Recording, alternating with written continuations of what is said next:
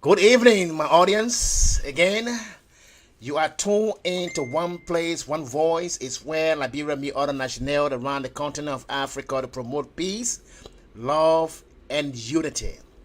Tonight, I got a very fine gentleman in the studio. His name is Benjamin M. Qualley. He is from Liberia, West Africa. Good evening, my audience. Again, yeah, turn that off. Yeah, turn that off for your end. Yeah. There you go. There you go. All right. So his name is Benjamin. He's a Liberian, a man who experienced the 14-year civil war. So before introduction or introduce himself, I'm going to have a short break, and when we come back, I will give him the chance to introduce himself to you. So again, stay tuned.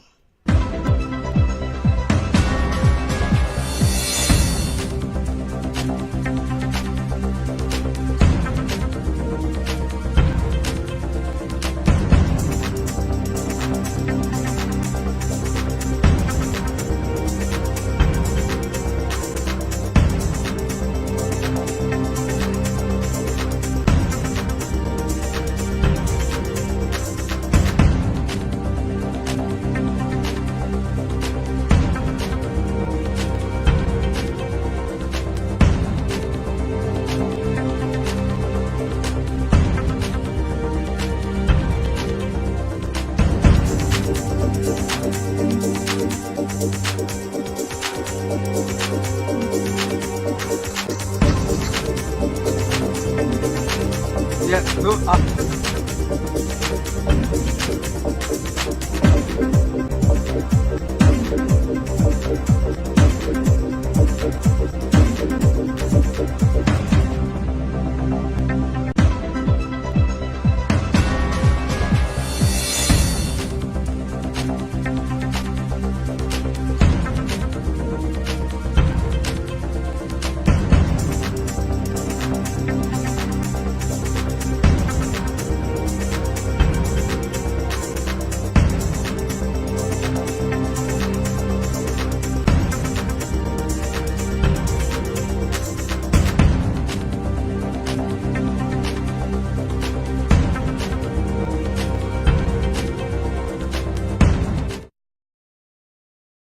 All right, we are back into the studio. Again, want to say good evening to everyone. This one place, one voice. We are very, very happy that you're tuning in with us tonight. We going to be interviewing one of our brother from Liberia, West Africa, a fine gentleman who just arrived um, into the USA. We're going to give him a shout out. So please, give him some thumbs up, for just joining us, to the USA. He'll be sharing some experience with us today into the studio. So again, I want to give chance to our brother to introduce himself. Mr. Qualley, are you there? yes, I'm here. Very good, very good. Thank you so much again. Once more, welcome to the studio. I hope you're having a great time in Maryland. How's Maryland over there? Well, Maryland is good. I just came from Washington, D.C. A couple of minutes ago. I went to attend a meeting, and I'm grateful that I was able to go safely and come back safely. Wow. Man, it is a pleasure and honor to have you in the studio tonight. You know what I mean? I'm very excited, for each time, I interview my own kind, from Liberia. It's something that just make me to feel good, because the one place, one voice, what we're doing here is we want, based on my experience and assessment in our community, we want to change the mindset of all Liberians so we can unite, and come together to serve and support one another and also to rebuild that country. And we believe, that Liberia, the mindset can be changed. Our leaders can change the mindset and they can come together to be able to build that country. So I will take this time. Just tell a little bit about yourself. Just kind of introduce yourself to us. Thank you. Well, thank you so much, Mr. James Nuha, for the first and foremost for the opportunity that I can be able to have my voice heard across the globe. And I want to say thanks so much for this great platform that we can be able to reach out to our fellow Liberians back home in Liberia and also in other parts of the world. And so I'm very humble. And so introductorily, this is not a strange name to the people of Liberia, specifically the people of Margibi. My name is Benjamin Marvelous Colley. I was born in Kakata, Margibi County. Grew up in Liberia as a result of the civil conflict in our country. We had to be internally displaced in several parts of the country. And then moving forward after the Civil War, elapsed in 2003 when we went to elections in 2005, electing Madam Sirleaf as our first female president. My family was able to resettle back in Kakata where we hail from. And since then, we've been doing good. As a matter of fact, I attended my high school there in Kakata where I graduated from the Booker Washington Institute, where I studied architectural drafting with emphasis in general building construction. I got that diploma with a high school WIAC certificate, being graded as Division 1. I didn't stop there. I moved over to the Cottington University Junior College, also that is situated in Kakata, where I graduated with an Associate of Arts degree in Public Administration, minor in Management. I was able to excel at the Cottington University main campus in Swakoko, Bon County, where gracefully I was also able to achieve a Bachelor of Arts degree, also in Public Administration, minor in Management. And in 2015, I enrolled at the Cottington University Graduate School where I was doing my master's degree in Education Administration and Supervision until I didn't complete my study. I had a few credit hours remaining for graduation when I had an opportunity to travel to the US in last year. And so basically, that's just a little information about myself. And all along my life, I've been working as a classroom teacher. When I graduated from Cottington, I served as a lecturer. I was raised to the rank of chairman of the Department of Public Administration and also Management. And while at Cottington, as a student, I served in different capacities, serving as president of the Public Administration Students Association, serving as president of the Business College. When I came to Cottington as an instructor, I served as vice president of the Cottington University Faculty Association at the Junior College. And there were lots more we contributed to our country. And I was a very tough talking, as people described me back home, political activist, one who have been fighting for social justice in our country, one who has been fighting to ensure that the wealth of our country is equitably and equally distributed. And so because of that, I have some enemies in government. I have some friends as well, those who understand from where we speak, wanting to see a better Liberia, who understand that we did those things on the basis of our conviction. And so that's exactly, a little brief history about myself. And so moving over to the USA, I think it was another glorious opportunity for me to be further able to expand my opportunities and be able to explore, new dimensions in life. Wow. Man, this is awesome. This is awesome, man. You got so much experience, and I always tell people, always focus on your dream, and when you focus your dream and do not let anyone to distract you from what you want to do. Just hearing your introduction kind of re-motivate me and gave me more energy to even just sit here on this broadcast to interview you. I'm very grateful and honored to have such a wonderful man on this platform that we built.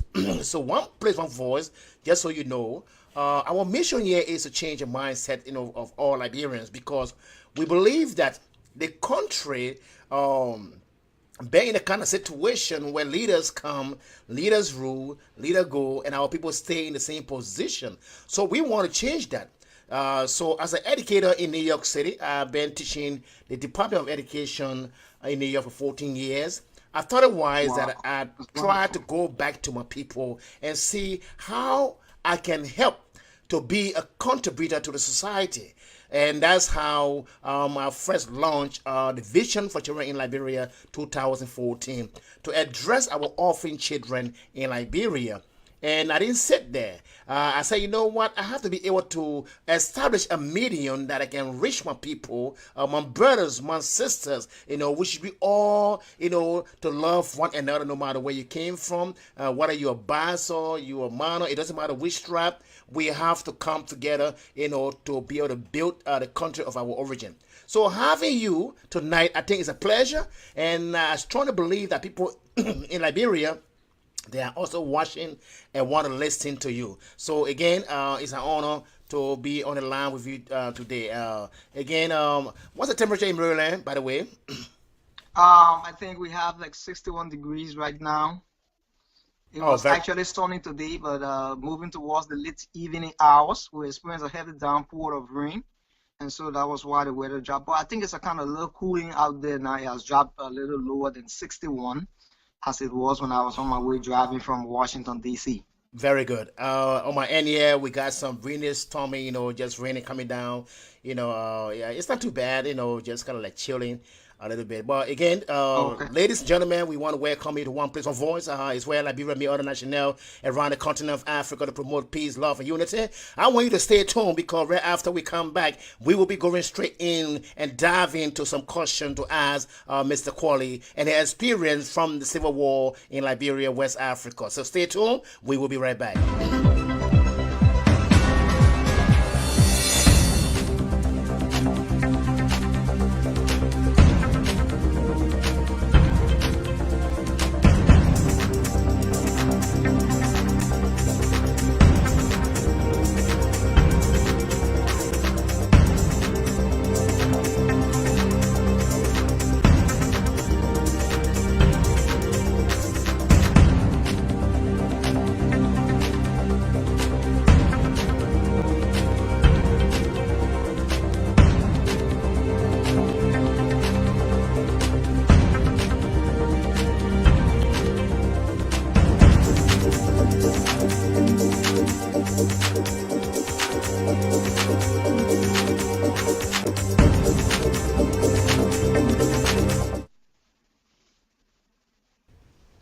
Again, ladies and gentlemen, you are tuned into One Place on Voice. We want to first of all take this time to recognize few people that join the studio watching us.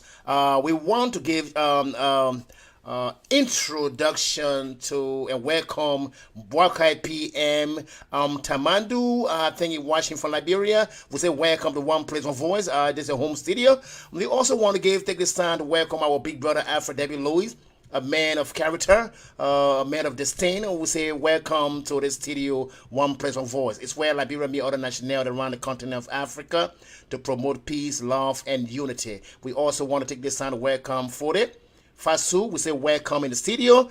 With me today, I got Mr. Quali from all the way Maryland into the studio, giving us some views. So, Mr. Quali, we want to ask you. I learned from you when I spoke to you earlier that you've been into the United States of America for 1 year.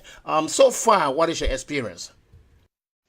Well, I think I would say one thing that America is such a great country. It's a country that anyone can be able to make themselves what they want to be. It's a country that creates an opportunity that you can be able to explore your horizons of dreams and making sure that you become the kind of person you want to become. Because I remember when I was back home in Liberia, when you are sick and then you go to the hospital, sometimes the hospital will tell you have to do this amount of dollars in down payment before you are touched. But that is completely the opposite in America here. When you come to America, when you are ill, you are treated and they don't put money first. More besides, when you come to America, unlike in Liberia, if you must acquire quality education, it requires you using your own money. You will need money to pay before you can start. But in America, you don't need to have physical cash in your pocket before you can go to school. And not only that, including several other benefits that life brings, you know. And so I think this is a great country, and these things happen here because of the wealth of patriotism the people are involved with, and their love for their country, and the kind of way they want to see, you know, their generation and their country in the next couple of years to come. They don't do their plans based on today. And so if I am to compare, I would simply say to you that America is such a great country. That is why I think they have been referred to as the world superpower. And I feel very happy being here. And as a matter of fact, when I was coming, as God could have it, I came with my darling wife. And so we are very confident that we're going to be able to build our family here and be able to go back home, contributing back to our country, whatever we're going to get involved with here. And so Wow. I feel so great being here. Wow, this is nice. This is nice, and that's what we want to see. We want to see a new revolution. We want to see new Liberia, and how do we do it? We got to start with ourselves. What we can't sit and say people should do everything for us all the time. We got to take initiative. We got to get out there. We got to start organizing ourselves. We got to start changing our mindset, and we're going to have a new Liberia. And that's the revolution we have started. So we want to say thank you so much for that great experience from Liberia to the U.S. But look at the current situation in the death of Adolph Lawrence at the Capitol building. I overheard that something happened, when people refuse to give the casket or whatever the case is. Do you have any knowledge on that, sir? Thank you. I have been following the trend of events from the day that Ada Lawrence passed up to yesterday when he had his wakekeeping and his interment today. And I think it didn't show any good sign of our country on the international scene. The fact that we had Honorable Adolph Lawrence as one of our legislators who passed, I think it was a period of mourning for not only the Lawrence's family, but I think it was a period of mourning for our entire country. And so I expected Liberians, specifically our ruling government, the CDC, and their supporters, to have conducted themselves in a much more mature manner to ensure that this honorable man gets a befitting burial. But this was completely the opposite while we witnessed. I tell you for once, it was very disheartening to see Liberians going to remove the body of Adolph Lawrence, and you have people there having the banner of our president and cheering the president over the purpose for which the occasion was set up. It was the death of Honorable Adolph Lawrence for which people gathered at that particular, locale. And so to have seen seditions taking the picture of President Weah and celebrating it over the death of Honorable Adolph Lawrence, I think that was just quite unfortunate. To the extent that it reached a point that there was this quarrel and a fight between who takes charge of the body. You had the Liberty Party on one hand, you had the CDC on one hand, and you had the widow of Adolph Lawrence on the other hand. That was so terrible for our country. And I just think instead of us making his soul to rest in peace with those kinds of uprisings that went on, I don't think Adolph Lawrence felt good about that. And I just think our government needs to condemn the actions of the CDC supporters in the strongest term of their voice to be able to prove to us that whatever that went on, they are not in support of it. Because it was wrong. You go on Facebook right now, the videos are there. You will see seditions with the banner bearing George Weah picture, chanting slogans. I mean, that was not necessary. The essence there was to go and mourn the death of this brother who has contributed so much more. And and one of the most disheartening things, I followed the broadcast today when you play some of his last minute voice. Some of the things he said. Adolph Lawrence was concerned about the death of Matthews Innes. He wrote plenary that he wanted the justice minister and the director of police to appear and give findings as to how the investigation leading to the death of Matthews Innes went, because there was some other complicated stories that came out. And that did not sum up until Adolph Lawrence passed. Who is the next lawmaker can we count on that is going to push for that? Who is the next lawmaker? Adolph Lawrence has been very clear. He's been one voice in the legislature that I have so much regard for. But God knows why. And so for me, I want to use this medium to condemn in the strongest term of my voice actions that was displayed by seditions during the burial of Adolph Lawrence. And it was so unfortunate today. It might interest you to know that our Speaker of the 54th National Legislature, Honorable Buffer's Chamber, including Honorable Akaros Moses Gray and Thomas Falla, boycotted the funeral of their colleague. Even if there was some political unalignment or some political differences, I do not think it's supposed to amount to the fact that they could not honor this brother prior to him being laid to rest. That was unfortunate. And I think this speaks to the fact that under the CDC, our country is becoming too divided. And George, we needs to be able to read between the lines before it gets too late. Liberia is going down the drain on a daily basis. We have a total economy. We have a country where those that are in positions of trust that are supposed to turn the wheel of Azo in making our country what we want it to be are the people that are corrupting our system, are the people that are only there for themselves and their families. And I think this must stop. If this country must move forward, we must be able to be patriotic. We must now begin to have a collective mindset about how we want to see our country move. Other countries that are developed today, like where we are, this great US, it did not happen as a matter of division. Even in America here, people divide on political lines, but their division is based on ideology. It's not based on personal relationship. It's based on the idea and the methodology that they bring to the table. There's those different ideas. But that is quite unfortunate in Liberia.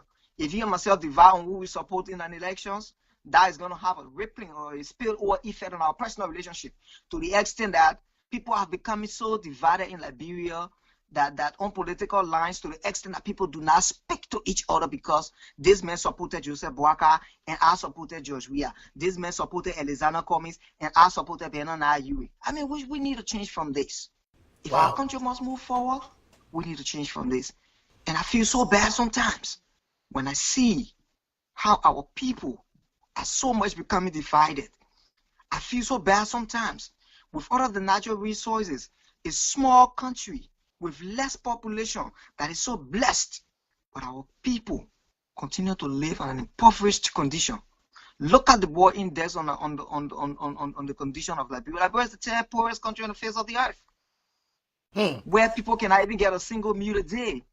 The average person in Liberia survives on a single meal a day, and they live on less than $1.25 US a day. Do you know what that means? Wow. With all of the natural resources, this is a country that got gold, we got diamond, we got iron ore, we got rubber, and you just name it. And that's what taking to my next question when you said the critical voice that were in the country was Adolph Lawrence, and again, ladies and gentlemen, we'll be playing that moment where Adolph Lawrence, gave his last statement, before he died. But this brother was saying something. I wanted to just ask him one question before we go to that clip. You said Adolph Lawrence, he was the critical voice in the country. But right now, as we see the country, we're saying that Yeke Koluba, people are saying that rather he is the most critical voice in the country. What do you have to say to that? I agreed. As a matter of fact, Yeke Koluba has become one of my most admired government officials. He's one of my most admired at the national legislature because of his steadfastness, because of his unbending and his bravery actions towards ensuring that Liberia is a better place. And I just think threats that have been made against Yeke Koluba by some former general or former rebel leaders, I think it's not something to scare Yeke Koluba, because Yeke Koluba is man enough. But I just think if you are to compare the likes of Yeke Koluba and that of the late Adolph Lawrence, you will agree with me that those are two strong guys that the people of Liberia can count on. And I just think with the likes of Yeke Koluba still at the national legislature and a couple of other very few that we can count on that cannot be moved by cash, cannot be moved by intimidation. And I just think Yeke Koluba cannot be left out of that number. And I may say to you very safely that the Liberian legislature, we just got very few that we can count on. And so that is why you see the executive become so powerful. The president does whatever he wants. You follow the proceeding that led to the impeachment of Kabina Janet, Associate Justice Janet. That's right. You saw how our senators behave. They proved to us that they don't worth it. And so that's why Liberians must stand up. We must stand up. We must now begin to cultivate a sense of patriotism, a sense of love for our country, over the love of our president, over the love of somebody's popularity. Because every single day that breaks, my brother, when you call back home, all our people will tell you is that things are getting tough by the day. Today I saw on Facebook that US rate has gone to 175 Liberian dollars to just $1 US. Where My are we Jesus going? Christ. This is so disheartening. One cup of salmon rice, one salmon cup of rice in Liberia now is being sold at 50 Liberian dollars. The only thing somebody told me that $5 Liberian dollars can give you now in the country is only cold water. And a friend sent me a picture that we are returning to using a big bag water now, when normally used to tie it in the plastic and be selling it. We're not going to be getting purified water in a very short distance future. Wow. This is so sad. This is so sad. So, ladies and gentlemen, we say you tune into One Place, One Voice. It's where Liberia meet other nationalities around the continent of Africa to promote peace, love, and unity. For those who don't know One Place, One Voice, it was created at a time we felt that all Liberians, our youth, our young generation should be well educated in terms of making a sound decision for the country. We also believe that past leaders failed to educate our people sufficiently because of some political ambitions and some political selfish interests. So we want to be in a position to educate our people, to make sure to open their eyes. So again, we will take this time to show you Adolph Lawrence's last moment. I want you to listen to that clip and listen to the video, because when we come back, we're going to conceptualize it. I will be asking my brother Quali some of the message that he left for us, for us, to carry on as brothers and sisters. So again, stay tuned. We will be right back.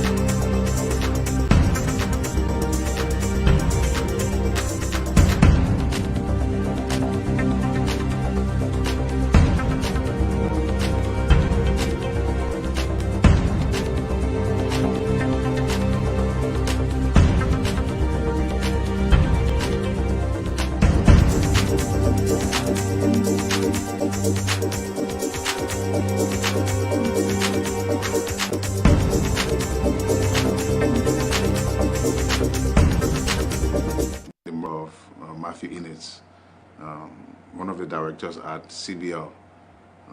We believe that his murder, that murder was,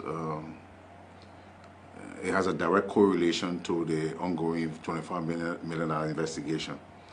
It has been almost 3 weeks now since the unfortunate passing of Matthew, and LMP had said that they will produce an immediate, quick report.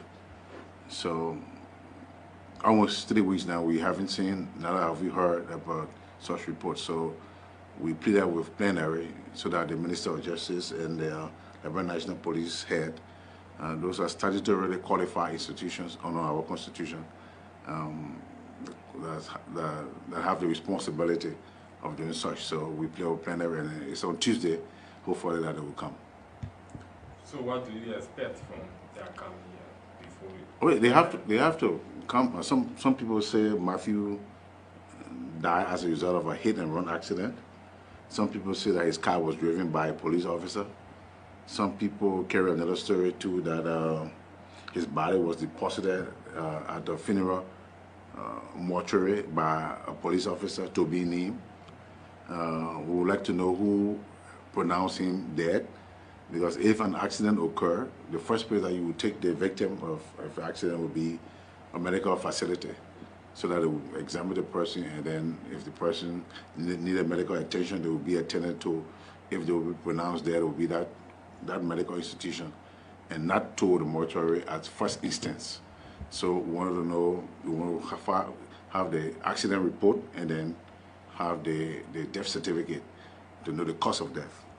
So that we hope that when they come on Tuesday, they will bring those reports. Finally, what do you expect from plenary on Tuesday? as they come to approach you? No, I can't preempt plenary decision, but plenary action will be dependent on the appearance of the two individuals, the police director and the justice minister, and what the presentation will be like. And then that way know the direction where plenary will go. So I cannot preempt plenary decision. But Marvin Innes was a Liberian, and like any other person died in a car accident, an allegedly car accident, and we are hearing that Liberian National Police has visited the ELW hospital trying to get a death certificate of Matthew Innes. How true is that? I don't know. It's rumor. Yeah, it's an allegation that they visited ELW hospital trying to get a death certificate of Matthew Innes.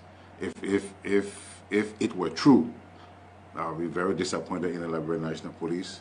If that, I hope it's a contrary. So if the appearance here, we say he died at the ELW hospital. Exactly. So the appearance here on next Tuesday, we will establish. We hope to establish where he died, why the cause of death. If it's true, the vehicle was driven at 2 a.m. 2 a.m. hit and run accident. Mysterious circumstance is unbelievable. But I think his death has a correlation to the CBI investigation. Thank you, sir. Yeah, I was dissatisfied. There was a communication on the agenda proffered by Honorable Larry Yankwe requesting the appearance of the Minister of Finance and DGS authorities to respond to the delay in the census, the conduct of the census. As we all know, census is very key. We delay by 1 year. And the results from census is not only based on population, but informs the health sector, informs the education sector, and family size and whatever, the population growth. As key as that important that communication is, the colleague, Honorable Marvin Cole, made a motion that the finance minister and the authority do not appear, but rather send a communication to committee to be delayed there for 2 more weeks. I'm disappointed. Then I don't know what we're here for. Then I think they're protecting the executive. They're doing their work. Then it shouldn't be lawmakers. Yeah, I will not be recognized because I always speak the truth and do. I'm here to work for the Liberian people, oh man. My hand was up before Marvin Cole. That motion, the request of the director of that communication should have been endorsed. But rather he decided to send it to a committee. I'm disappointed. Our cardinal function here is oversight, the check and balances. They mean that we're not checking the executive branch. They don't need us being here. They don't need us being here. I'm disappointed in the speaker. I'm disappointed in the Marvin Cole man. Yeah. These are difficult times at the Capitol building. Very difficult times. Where we haven't received 4 months of gasoline. He's paying his own way to buy his own gasoline. Where we are, some delay. Where we are, because we have been here. Where we are, 10 months we haven't received constituency allowance. 10 months. I say our responsibility to you has nothing to do with that. We are committed to serving you. Whether it's there or not, see, have I made a sacrifice? Me, my scholarship, they don't want to keep my scholarship this thing. Lord, I've been taking loan from bank to pay for my children's school fees. Take loan. That's why we go through that. The only people that can do that are conscious people. Only conscious people can do that. Can subject the murder of Matthew Innes.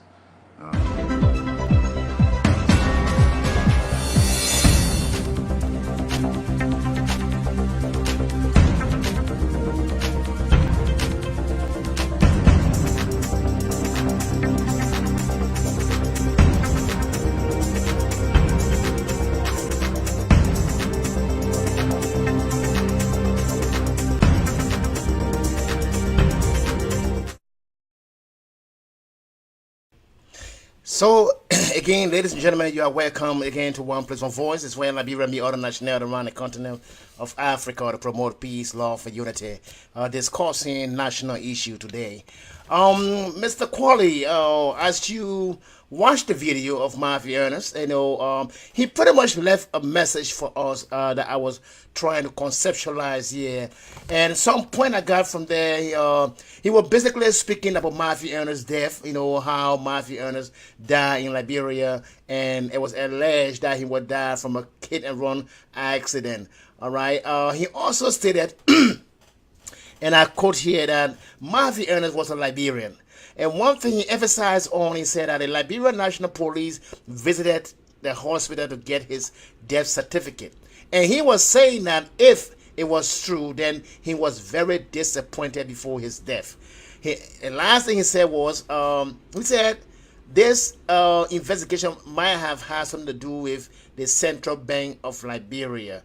But one message that he left for us, Mr. Quali, that I want you to analyze and tell our people what you take from this. He said, I am here to work for my Liberian people. That's a very strong, powerful message that Brother Ernest left with you and I. We are his brothers. And he have his sisters around the U.S., London, Europe, and other places. I think that message was very strong. So he want us to fight for that. He's dead. But I want to let the families to understand that we are here as family. And we took Matthew Ernest's message. We are here for the Liberian people. So now it's up to you and I, Brother Corey. I want you, from your political commentator experience, how can you analyze this for us? Thank you.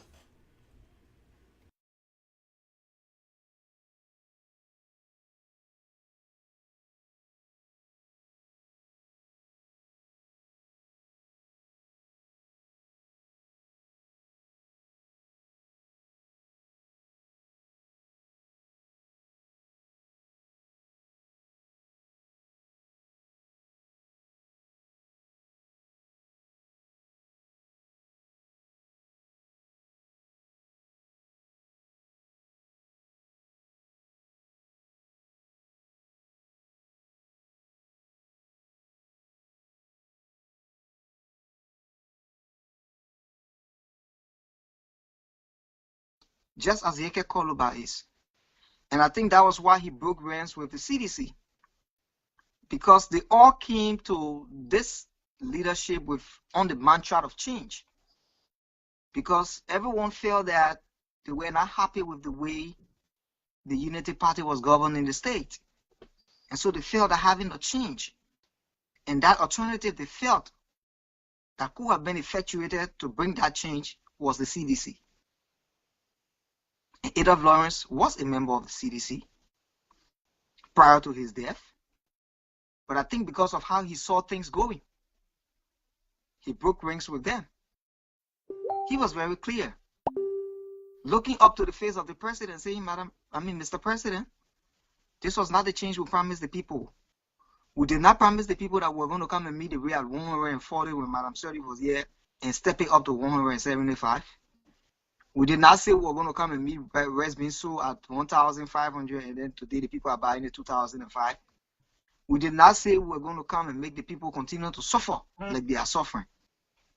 And so Adolph Lawrence was a true soldier for the people of Liberia. And so that is why he's going to be missed. He will be missed forever. He's going to be missed. And right now, I must say clearly that words are just so inadequate to express how downhearted I am today to see Adolph Lawrence being buried with all the dreams he had, with all of the love he had for this country, and how he wanted to see Liberia move forward. Today, it's so regrettable. But again, we want to say to Madam Yambli Kanga Lawrence that take solace in the Lord. We know it's a difficult thing you are going through right now, Mom.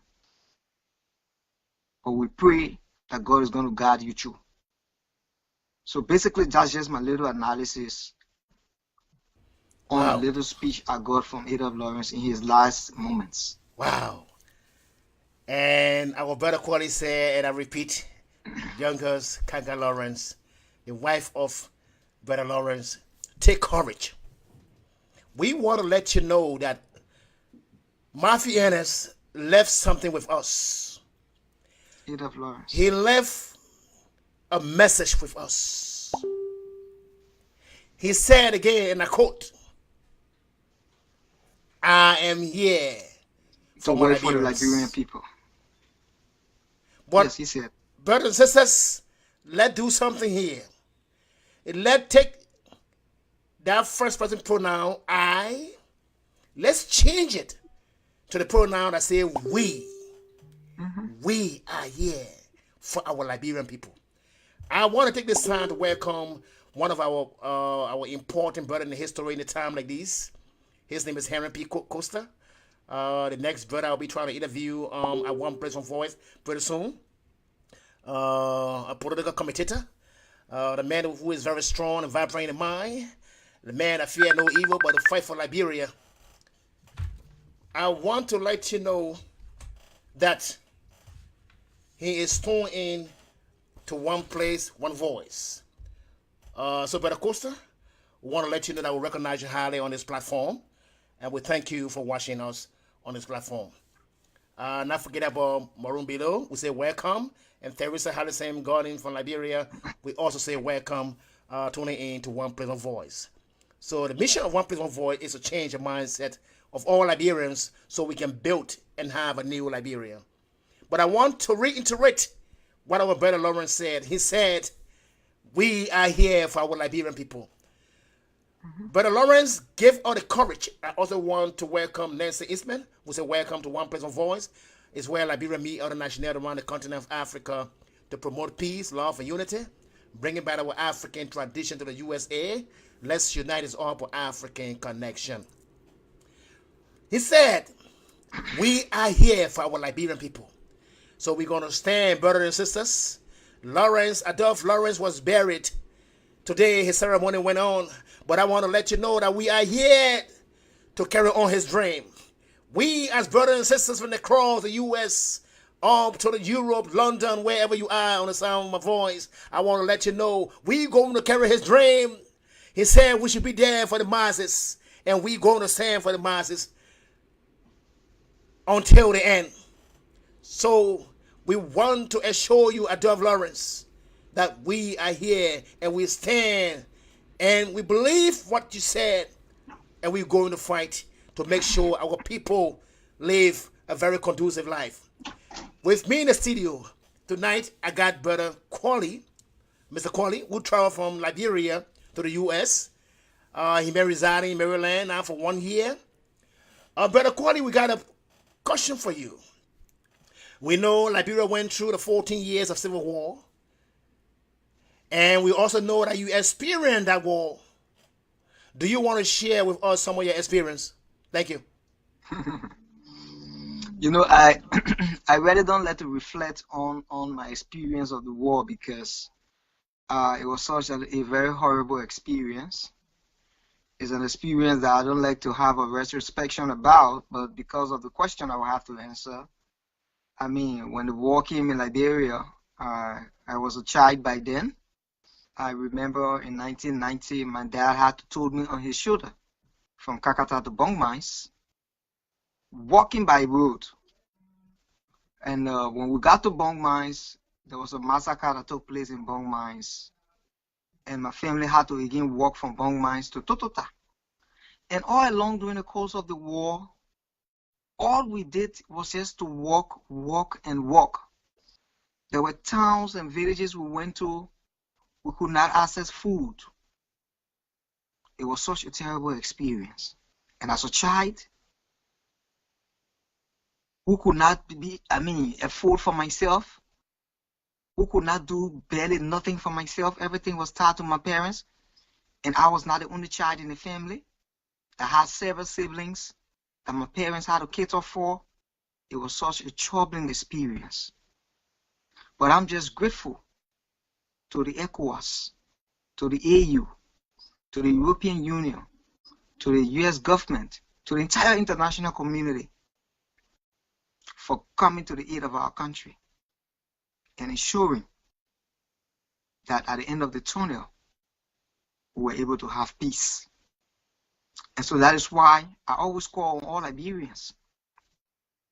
We must do everything within the scope of our power and our reach to ensure that we maintain this peace. Because if we thwart this peace, mind you, we're going to regret it for a very long period of time.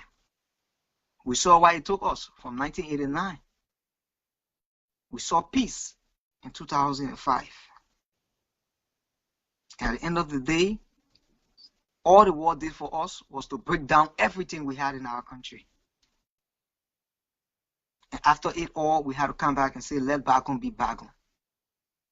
Today, Liberia, that was the reference point for most of our African countries, have now turned up being the beggar amongst our community of nations around here. Liberia, that Ghanaians used to leave from their countries, come here to go to school. Nigerians, South Africans, other countries around the world. Today, Liberia has become the least. This is so disheartening. That's why we must do all we can do, humanly possible within the scope of our reach, to ensure that we maintain this peace.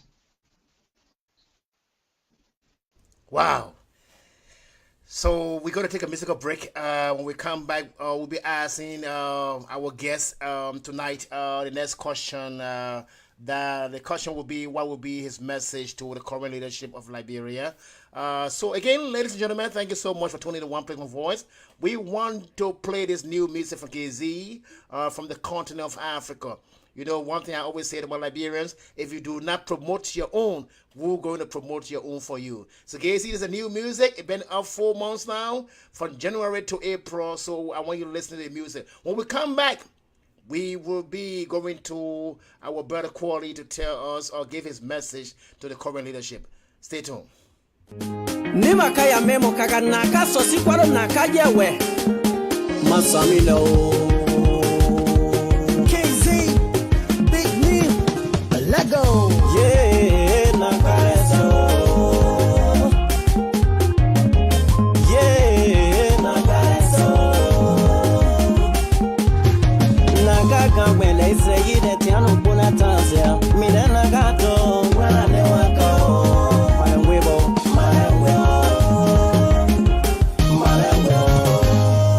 Kwa kopia ikwa naka zunkwa kenule anaka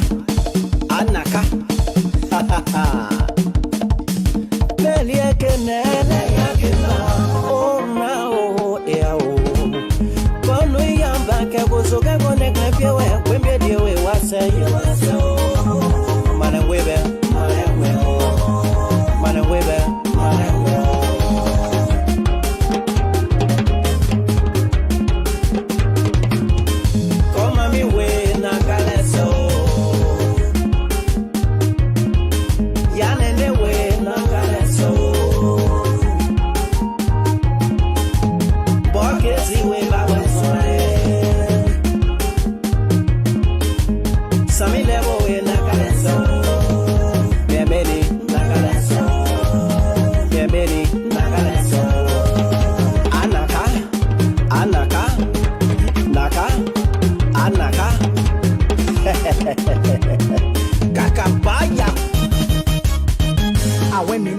Everything was just okay. Everybody was dancing. I am Baba Ao.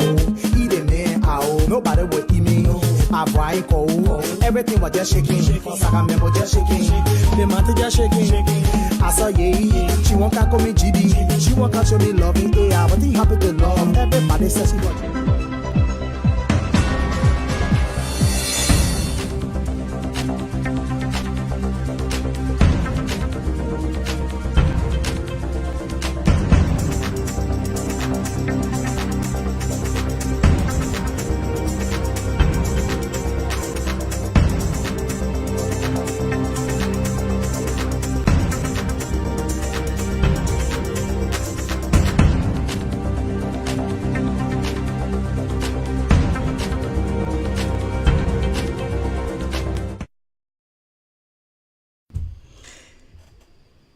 Again, we say, ladies and gentlemen, thank you so much again for your patience. That was a commercial break. We're taking a musical break to give our guest chance to kind of, refresh his mind in answering the next question.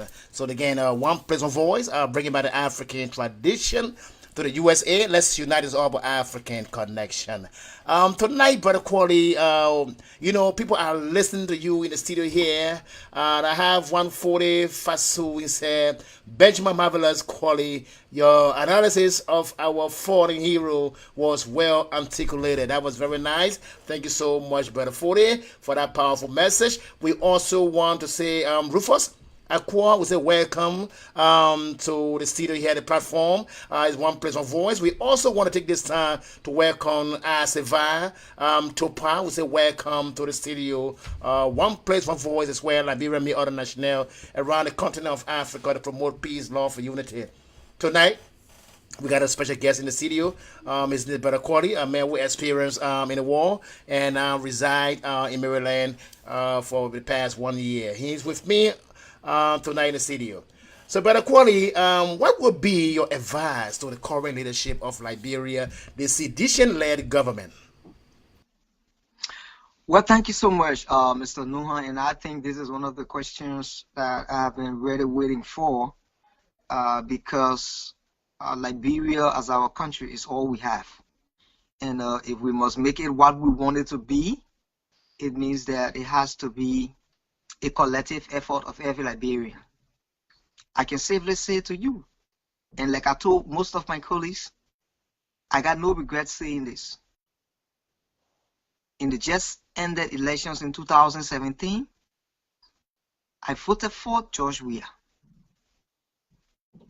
And the reason why I voted George Weah was because this party, the CDC, preached a mantra of change. And we all had a lot of problems with the way the Unity Party was running our country. But like my friend, like one of my colleagues told me, in politics, sometimes expectation can be very different from the reality. And that was the case of the CDC. I supported CDC. I used my own vehicle. I went in every nook and crannies of the country campaigning for the CDC, especially so in Magibi, where I hail from. There were days I had to take my own money, pay for talk shows. Some of my colleagues that are part of the CDC in Magibi knows this. This is not a boast. Simply because we felt that the change that they preached, it would have been effected. But today, with just less than 1 year, 6 months in office, everything in our country continues to go down the slum. Everything in our country. This is so frustrating. It's so regrettable. To the extent that when the likes of Henry Costa, my very good friend and brother, Darius DeLong, Bwaka Jaliba, Mo Ali, Honorable Oscar Kopo, Honorable Larry Yankwe, Honorable Yeke Koluba, and several other Liberians decided to stand up. That we're not going to call on this president to step down, but I think we need to gather in mass to be able to tell him, look, Mr. President, you need to begin to take some hard decisions. Even if those hard decisions are going to affect your close colleagues in the ranks of the CDC, I think it's important that you do that to save our country. Look at our economy. You have the Minister of Finance just to leave from Ghana to go to China. Minister Samuel Twe elevated his flight from an ordinary to a business class, paying $21 US. I mean, 21,000 US of our tax dollars.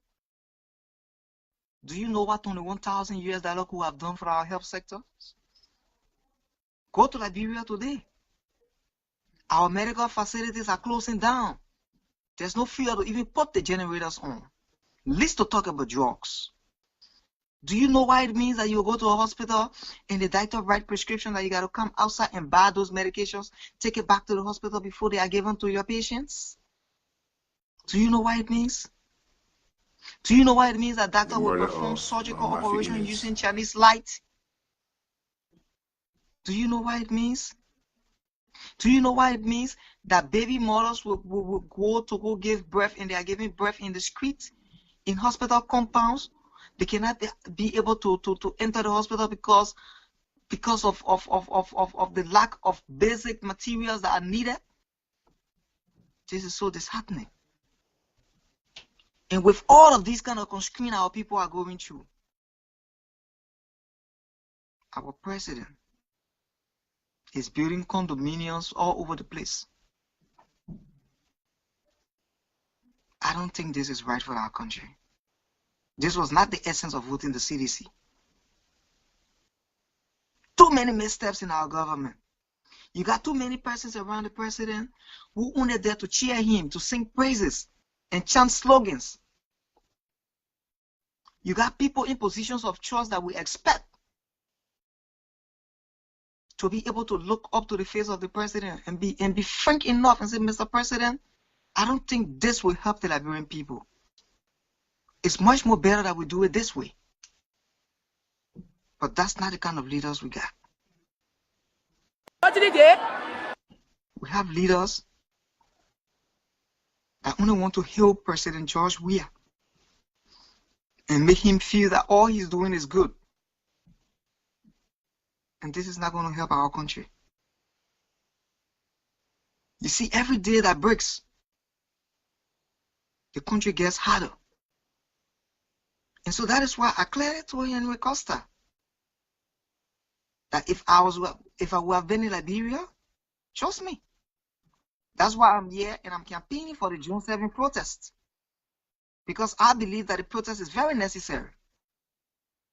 The reason why the protest is necessary, we're not calling on President George Weah to step down. No, people are just misconstruing this thing. Nobody's asking President Weah to step down. No. But there are things that are going on in the country and we just want to bring him to check and tell him, look, Mr. President, please do X, Y, Z. Look at what happened. Do you know what it means? That 16 billion of our money just walked away in thin air. And today, all of the reports that have come out, it cannot be accounted for. 16 billion, we're not talking about $1,000 or $2,000 here. 16 billion of our tax dollars. Our Minister of Finance said that because of the hyperinflation rate that was going on in the country, they needed to have done some mop-up exercise, and so they were going to do some 25 million and put it into the economy. Today, where is the 25 million effect? Our president said that he would have ordered the GAC to conduct an investigation, and in 2 weeks, the result of the investigation or the findings of the investigation will have been out. This week is going to make it the 7th week. Up to now, there's no report out. Yesterday, there was a press conference convened by the Minister of Finance, Samuel Twe, and that of Nathaniel Petrie, the central bank governor, to tell us the state of the affairs of the economy. Those two people went there and they told us that the current problem with the economy, they ain't able to settle it. Liberians now should go to central bank and begin to buy bonds. What nonsense is that? Sorry for the choice of words. Today, all of the central banks' reserve have been depleted. To the extent that government has even gone so low, going to take pensioners' money from the National Social Security. Today, pensioners go there, they can't get their money. When they go to Social Security office, they send them to the Minister of Finance. Say, go, the minister is the one that collected all your money from you. And every day that breaks, our people continue to suffer. All you see is that government officials riding a fleet of luxurious vehicles, they living the best of lives, their family eat 3 solid meals a day, and at the end of the day, you don't see nothing happening to we the common people. This is so disheartening. It's very disgusting. And so that is why I want to call on all Liberians This is not a Heron Constantine. This is not a Darius DeLong thing. This is not a Mo Ali or Boaka Jaliba or Yeke Koruba or Honorable Larry Yanko or Honorable Oscar Cooper. This is about us. We must stand up. And the reason for which, for me, I worried is because with all of the way the country is going bad, you don't see any hope that it is going to get better for me. That's the point that can almost want to make me cry. You don't see any hope that this thing is going to get better. Every day that breaks, just hold on, brother Quali. worse. This one person voice you calling. Where you calling from? Hi, my name is Christmas City. I'm calling from beautiful East Coast. Oh, Christopher, we say welcome to One Place on Voice. Our mission here is to change the mindset of Liberians. Tonight we have on the line our brother Benjamin M. Quali from Liberia that reside in Maryland on the line. Do you have anything to say to him? Absolutely. Wow, man, I have been following the show, but my name is Christmas Daly, and I'm just one of something the uncomfortable truth. I'm not one of those people who would tell you what you want to hear, and chances are you might disagree with me, and that's okay too, but I'm just noted for saying the uncomfortable truth. And part of that truth is that being patriotic to our country is not simply saying, praises. Being patriotic is also saying the uncomfortable truth. You understand? Sure. And my brother, part of that uncomfortable truth, I start by security is at stake. When people who are thugs, Liberians, of course you and I know it's an open secret that the majority of the Liberian people are illiterate. You understand what I'm saying? They are illiterate. People who will vote for celebrity over competent. People are talking about thugs who went there and deprived an honorable man who was elected by the Liberian people in District Number 3 and denied him a state general. And they politicized the whole thing. May his soul rest in peace. Thank you. But I tell you what, this President George, we are up to now. Yesterday, while this man was denied access to the utender of the House of Legislature, the President did not speak. When sedition-led riots and protests throwing stones, the President did not speak. The President has not spoken for fast and speedy investigation in the death of this representative who allegedly died in a car accident, but there is no police investigation. The President has not spoken yet. Wow. My brother, this country is at a crossroad. Hmm. And I will stop right here because there are a lot of things that I know, but I can't say it right now for the sake of who I am and what I know. But I will say this to you and take my leave. Lots of critical voices would die. They were just in power less than 1 year, 6 months. Lots of critical voices will die. Wow. I'm telling you for free. It's because I know. I've talked to people in the status quo. The blacklist is so long, and the time for them to exhaust this blacklist is very short. People will die. A lot of critical voices will die over these 6 years. This president is going for 12 years. I can tell you this for a fact. Talking with people in the status quo, I'm talking to people who have dinner with the president of Liberia. I'm not going to How's your call plan? If he likes, he can fire all those who have dinner with him. But having dinner with the president of Liberia, lots of people will die. This president is going for 12 years. I don't know how many young, brilliant minds, brilliant intellectuals Liberia will love for these next, 2 to 3 years. But I can tell you for a fact, take this from me. My name is Chris Mustang. This is 26 April 2019. A lot of critical voices would die. Wow. A lot of critical voices would die before the end of these 6 years. This president is going for 12 years. So I will tell the opposition for a fact, I'm speaking as a seditious. I am a seditious. I might be, me and my party right now, we have big difference on fundamental issues. That's why I'm coming out so loud and so vocal. All right? But I am a seditious, and I can tell you for free that this party is going for 12 years. Wow. I don't care how much money you spend. I don't care what you can bring ECOWAS over that election. This president is going for 12 years. So whoever is running next 2023 2023 on the ballot, I tell you what, don't waste your money. This president is going for 12 years. But I'm not sure whether the Liberian people will be able to endure the hard times and hardship for 12 years. That's where I'm afraid. Because it's almost like we might, I'm not sure, but you know Liberian can stay hungry for too long. We might just end up back to those dark days. We might not go back to the butchers, but I can tell you, people in government will start to disappear, and critical voices will start to disappear. And that alone is a war by itself. Wow. So in the international community, this president will go out there and pretend to the international community that we are of paradise. He will tell the international community that Liberia is a paradise. But when he comes home, it's a war zone. He will tell the international community that Liberia is a paradise. But when he comes home, it's a war zone. Liberia is a war zone. Take it from me. The few people who are in power and authority right now, for those people who think that they can just praise and worship and think that they can find a way in government, the government is not hiring anymore. The government don't have money to pay people anymore. The government is broke. Exactly. Right now, the government is thinking about cutting salaries from people who they already have to maintain themselves. Wow. The government not hiring no more. So frustrating. In the international community, it's going to look like a paradise. But at home, it's a war zone.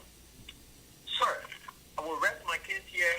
A word for the wise is quite sufficient. Thank you. For Liberia, may God bless Liberia. May God strengthen the president of Liberia and give him wisdom to understand the difference between priests and worshipers who are only praise and worshiping him for their selfish interests. And may God also help him to understand who are patriots and simply want the best for their nation, even when they disagree with him. May God bless Liberia. May God bless the president of Liberia and save the state. June 7th, show up, save the state, and may God save the state forever. Amen. That was the voice of Christopher Saleh. Chris Maselli, I'm sorry for that. Just trying to give the views, as a Liberian and his position where he stands. So back to you, Mr. Qualley. So what is your take from there? Well, I think he wouldn't have said it any better than he did. I really admire the manner and form he articulated the issues he wants. I think Mr. City is one person that really follow on most of what is obtaining back home. And I think with what he said, nobody needs to be a rocket scientist or a nuclear physicist to determine that whatever he said is actually the reality of grounds in our country. Today, if you go to Liberia and you see the lives our people are living, it almost want to bring tears down your cheek. That is why I want to add my voice to what he just said. Calling on all well-meaning Magibians and Liberians, because for me, I hear from Magibi, that's why I always like to reference Magibi, that we need to turn out in our numbers from all 15 political subdivisions of our country. Wherever the assembly is going to be held for this protest, let us come out. It is the numbers that George Weah is going to see that will make him to know that too early as it is, Liberians are getting too tired. They can no longer stand the hardship. We are not calling on him to step down, but there are things that he needs to do if we must save the country from where we see it going. And some of those things he needs to do is to ensure that the likes of Samuel Tuer, the likes of Nathaniel Petrie are all prosecuted, to ensure that the likes of Nathaniel McGill and some of those other stooges he got around him that are not advising him properly, some of these guys need to be dismissed. That's the only way. We cannot have people that surround the president only to tell him everything he does is good. You need to have people that will look up to the face of the president and say, Mr. President, let's be very frank. This one is not going to help our country. It's not going to help our people. Can we have a swap? Can we switch from this and do it this way? But everybody goes around the president is the munya munya, is the chanting of slogans. Everything this man does, they say is good. It can be. You cannot have people scrapping, cannot get food to eat. You say you're building roads. You cannot have people continue to scrap. You can't fix the economy. And then all you do is that you just build houses. Like Henry Costa said this morning on the show. In 2014, when George Weah was about to contest for the Senate, he said that he could not able to pay up to $200 in child support in the USEF. But today, within less than a year, George Weah was able to build up to 47 condominiums using our tax dollars, while our people are lavishing in poverty, cannot get a single meal a day. Can you imagine? I called one of my friends back home to Liberia. I asked him, "Mama, everything." He said, "Mama, this time before we even go eat kobo, we gotta be 3-4 persons to put money together." That's how bad the country has gone. And you know, sometimes when I think about this thing, Mr. Noah, I almost want to cry. And for me, like I said earlier, the reason for which this thing worries me a lot is because you don't see any hope that it is going to change. You don't see any hope that it will get better. You don't see any hope that these guys are going to change from being corrupt as they are into ensuring that they make the country better for everybody. No, they see this thing as Damatana. You know, the party people were there to eat their own. This is our turn now to eat our own. And we cannot run a country like that. Campaign over. They continue to feel that we're still in the campaign period and they want to be jubilating and right. They still want to be celebrating. You saw what happened during the burial of Ada Lawrence? That's right. You saw the misbehavior. Citizens continue to feel that we're campaigning. We are not campaigning anymore. They have won the elections. They are at the helm of our leadership. They should be providing leadership for our country now. So, this is all that's happening. So, Brother Quali, I know and just before you ask your next question, that is why all Liberians need to come out on June 7th. We need to protest. We need to send a signal to the world. Let the world know that this man is not running our country the way we wanted it to be run. I voted George Weah. I voted for George Weah because I felt that for 12 years they were in opposition, and the way they conducted themselves, the way they preached for change, that's they right, would have been a better alternative. But today, here we are. So let us come out on June 7th, our numbers. For those of us in the diaspora here, we'll assemble wherever. Vendetta Patrick and myself have been talking. Other colleagues and myself have been talking. We're going to assemble wherever. Yes, I'm prepared for this. But we need to bring this government to check. We need to bring President George Weah to check to make him know that they are not steering the affairs of this country in the direction that is going to yield any better fruit for all of us. The suffering is too much. It's becoming too unbearable. People now are reaching the point now that they got to put money together in the to go and eat, to cook. This is so bad, and we don't see any hope that it's going to change for the better. I feel so bad about that. Brother Quali, thank you so much, for your analysis, of the whole situation, and that's one of the reasons why, Onplaceone Voice is here, because we want to make sure we watch everything that's going on step by step. We believe that is a Liberian thing, so we Liberians should be involved in doing solving our own problem, identifying the problem, having a resolution of the problem. So we're going to go through it step by step. But before I ask you the next question, that question will have something to do with the masses. I know the masses are listening to you, and they are very curious to hear from you. But before we even go for you to answer that question, I will take this time to bring. I got the information on the migrant women in Liberia. They are they're complaining that they're not receiving. The rate is very bad in the market and things are going on. So I want to play this video clip for the audience to see, and then right after we come back, I want you to analyze that video, and then also you'll be able to send message to the masses in terms of how to prepare themselves for the June 7th, the coming June 7th march. Is that okay?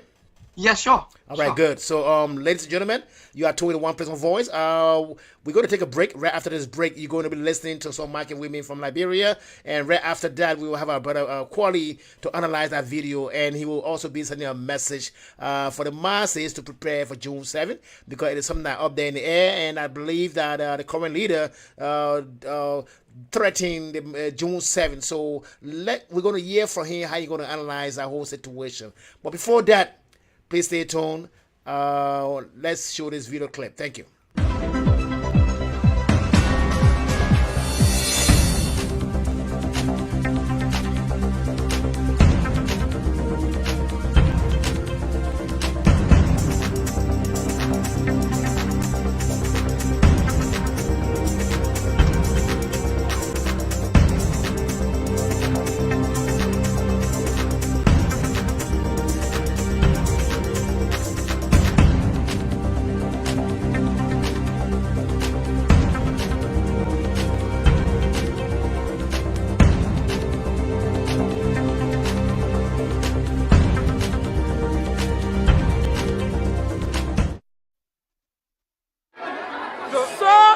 For the government to come into aid, that they will continue aid.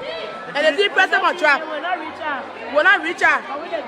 So the people say the tax too high on it, so they made the whole 3 day benefit. We want for the government to help us. So it will drop the tax. They made it benefit high. Now the fish got to 50,000. We can make no profit. But the people say, well, no profit, you're making penny or make profit, you're not making penny, and you're making profit, lead a penny now. I want to lead a business, I will let him back. I was not working, no job. My niece, we don't can swim. I said it fish into one.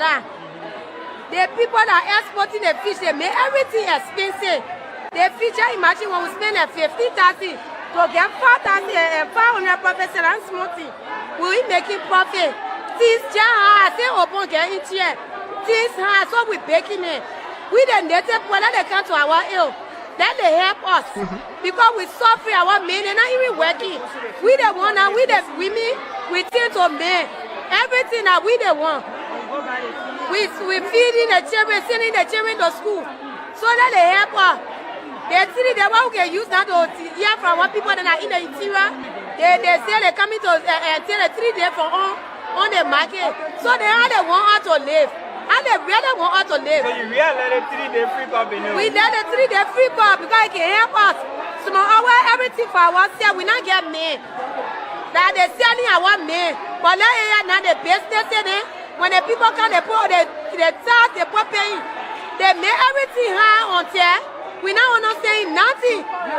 So we begging upon y'all, that upon come to us. Okay. Because it's like we not living again. How we looking? We begging. There he come. They wear they made the market more than 50. They squeeze that out and they not take over nowhere for the people to kind of building. When we enter the building, we sleeping. But the day we get ready, the end of the people not care. But the day we get ready, we just take the whole car road. We be on it. Because we be there and we not move from there until they can come to the point from the street. Because the street seller up there, the point not coming to us in the building. Until the point not buying from us. So they must come to the street seller until the street seller them from on the road. We begging the government. We holding the phone until the street seller from the road. The whole building empty. They making nobody can come to us in the building. They not care. They not care. They not care. But we paying money. We paying ticket. We paying ticket here. Oh, we suffering. Now, one carton of 50,000. One carton for 50,000. I'm getting. Look at the market looking. No business running. Everything just started. Yeah? Everything just. We want to come to interview for us. Then the government will just say, and we love you. I just want to put in there for they're going to be different. But we're looking at now, we're not seeing difference. We're not seeing difference. They're getting worse ever before. So we're begging in the name of God. You can't away to see about prices. No, we're not going to go and say that cost and US rates. They can say that custom fee. We pay every money to the port. So we're begging you, we are. That's going to beg. Then you can't away. Then you see the interest of the CLC. But when the market people will suffer, especially when the market tears, nothing will get it. You buy it for 15,000, you carry all day yourself from morning to night. Then you carry 3 women along. You have to eat. The children going to see everything from the same market here. The men are not working for good money. So everything, the children school fee, every rental, everything for them. They can do.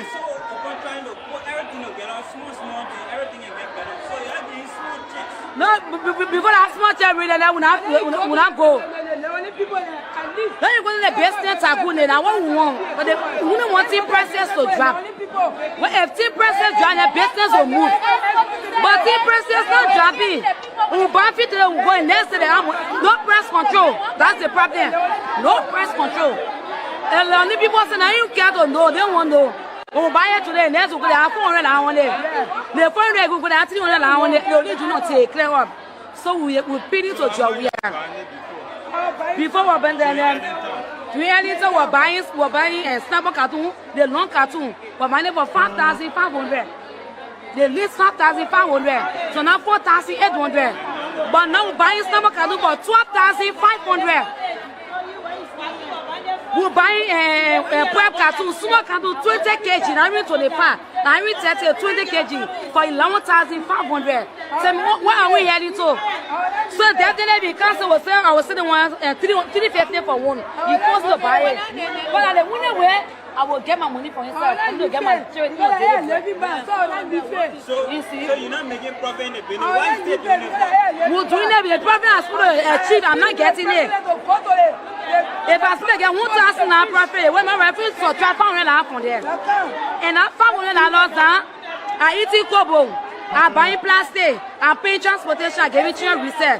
So before the day end, nothing for me to achieve. At the end of the year, all the profit feeling. Since I came to set that, now say for the 2,000, 1,000 market, we got buy the face very costly and expensive. So the price are saying that when they go in for that price. Well, if I tell you all the way again, my money will lose. So I just ask people not to help me. So we are appealing to the government. When they call it 3 days, they'll go here. So I will not get food. Now we feel about to give me 1 million. The one that to ask our lovely president. Our lovely president will stay on the sun. We stand on the rain because we say we want that hope for change. But the hope for change now we are not seeing it. So we are appealing to him. Begging, they can our rescue. So when the market here, we're suffering. In the hands of the Liberia'S people, we're suffering again. So we're begging them, Grace Bonnet. The government build market building for the sell of them. Yeah. But the sell of them, they see challenge the government. They on the car road, nobody can enter the building, the whole building empty. You can't use up all the car road, so car and 90 down there for God mercy. So we done, we don't know how the country looking. Where do you town? You think people will be on the car road selling? Why the market over government build they empty? They ever go on the street to sell. They're not doing what they're supposed to do. They're supposed to moon the people. They're supposed to moon on the road, they're turning the belly. They're turning the belly, they're market over the belly. But why talking in Vela? I bet too much because we're suffering while they're sleeping. No customer to buy. Then I got from sleep. You see that kind of frustration. Yeah? And I'm good at that. The whole belly empty. Everybody's going to sell it. All the buyers will carry the belly. But people scatter all on the road. We're suffering. 400, 300, 400.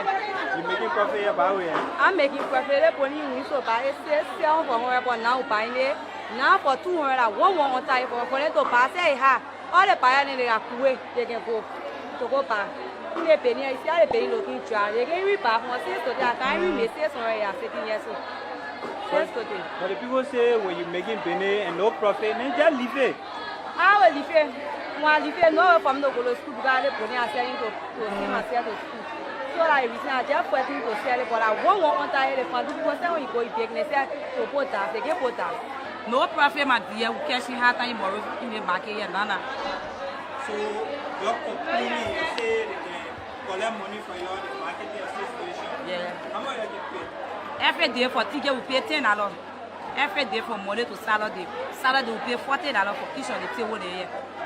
What they do with it? We don't know. Unless you ask them. But you don't know what this one do with your money, is they pay? Oh yeah, but we forced to pay because if we pay, they see Nana the woman can. If I didn't pay, she will pack all the fish and carry that off it. And before I go for that 1,500 with free. And I won't find why we take it from so I'll be forced to pay it. So why are the people selling for? The people were selling for they make it faster money than we are in the building here. I'm doing this market to sustain me and my family because the financial constraints are in this country. Number one, we selling here. We don't have no facility. Besides the representative that won the district that brought this current in here, and the only facility we have here. People comes, they collect $10, $20 from the table. We don't know what they put in with their money here. Let me just talk with anger. This market, the one that we're going through in the 2019, we haven't gone through it before. I think last year was a little bit better, but this year, come on, man, say it worse. Because today, when you buy something, the next day, they add $1, $2 on it. So we're getting nothing in this market. You post it so we can't get anything. I believe the government for the people and the people for the government. So it's supposed to seek a citizen interest. But we're suffering. We're buying the market, we can't get nothing in the market. No profit. Then they see people can buy the market from. We buy it wholesale. Then they give it to those boys and bring it in the market to sell it retail. You go in the store normal day, and no one used to sell cranky or Vita by retail in the store. But they back us, so you go in the store there. They crank you go in the store there. Everything was sending on the table, they send it by retail. Tell me now, who will leave the store and come? The little profit is supposed to get. You can't get it. They can't hardly buy from us. And the floaters are many on the street. So they do they need get their market. But from Kuwait all the way down, from Kangaberi, there where the marketeers are. And the floaters, nobody can come here to buy. We get sitting now in this place. They're not buying.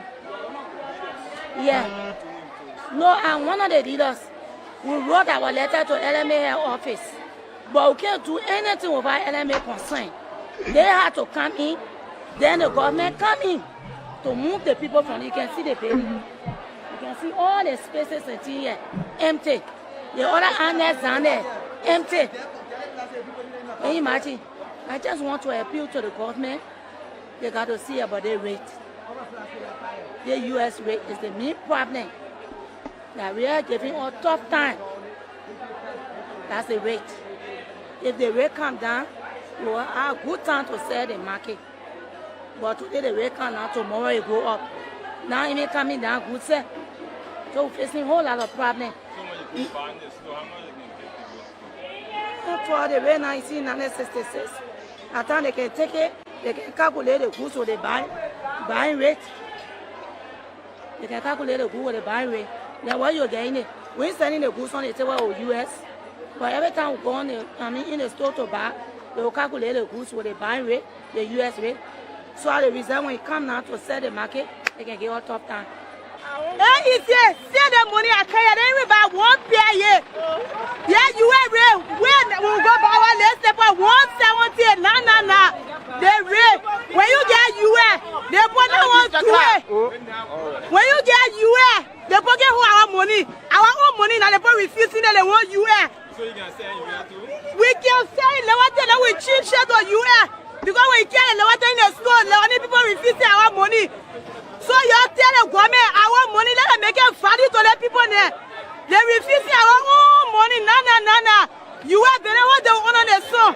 You say your market get 4,000 when you choose the UA we try to 4,000 because you are rate. So we baking the government and they make it you are ready to down. We won't create proper rate 40 and 50. What happened? We tired with the tea. We tired with big girl. We the nuclear people. We won't create. The other market people say we won't create. So what can we do? I won't break carry on. Yeah. No, it's still soon now we bear and we won't hear now we won't create. We beg you. No. We tired. Special the thing are helping me. There you are, Ray. Leonie people, they refusing our money. Our own Liberian money, Leonie people refusing it. Then the government will stop to it. When we get our money in the store, then they hold it. They will not refuse our money. Let them hold our money. Like we talk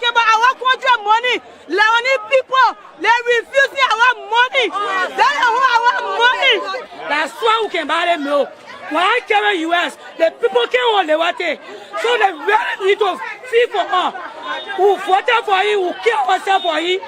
Just for us to be peace in the country. Yes, we get peace. We are not fighting. But it's not easy. It's not easy. So we need to do the for us. We see the water in the country. Yes, we agree that the water we see. But why would the water go back our market and they say we must transfer our money into US? And what we're standing on? We're not standing on nothing. The rent is very hard for us. Everything we buy for expensive. Everything we buy is expensive. Everything we buy is expensive. So they really need to feel for us. Let us talk for us. We the poor people, let us talk for us. Everything we do, send our children to school. Everything we do, ourselves we eating.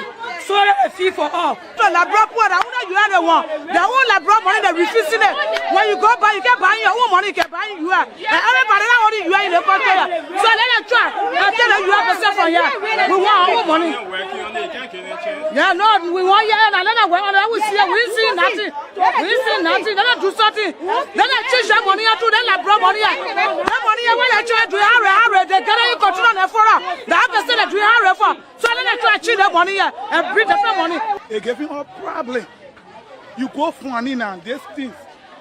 For one for the rate now, they're taking it for 172. 172 the rate. Buying rate. They're giving us problem. If you buy for 172, how much you will get?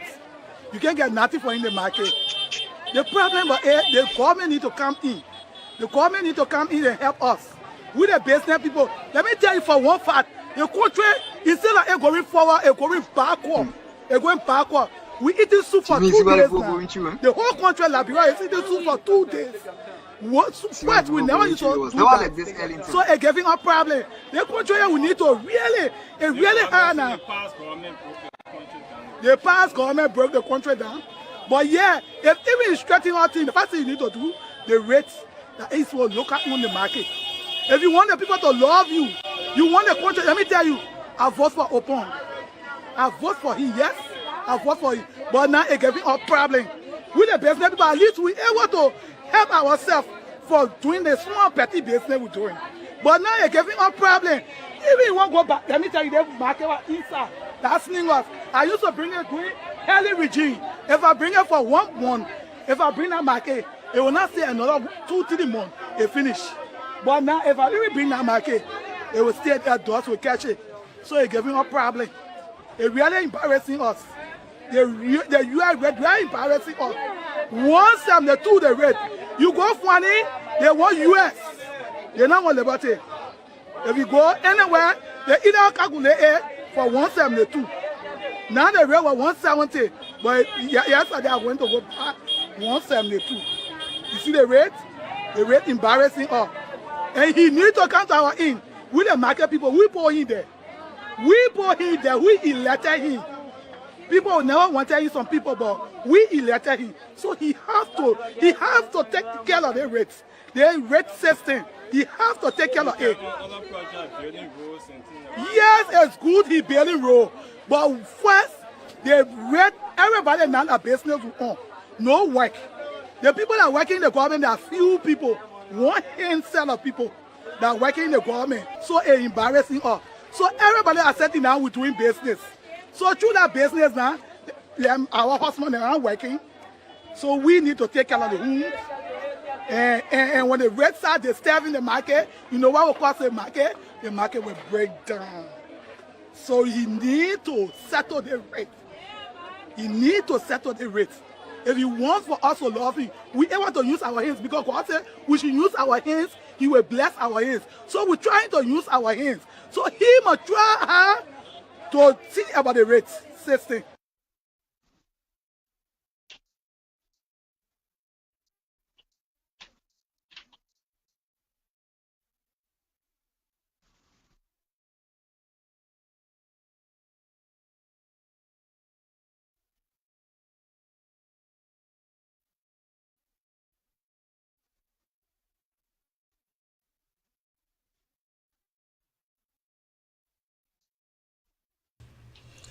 All right, again, you are touring the One Place One Voice. It's where Liberia meets other nationalities around the continent of Africa to promote peace, love, and unity.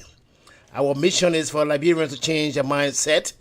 We want to have a new Liberia, but how can we have a new Liberia when the people are complaining every day that the rate is up? Things is going wrong in the country. I have a contribution in the studio by Fode Fasu.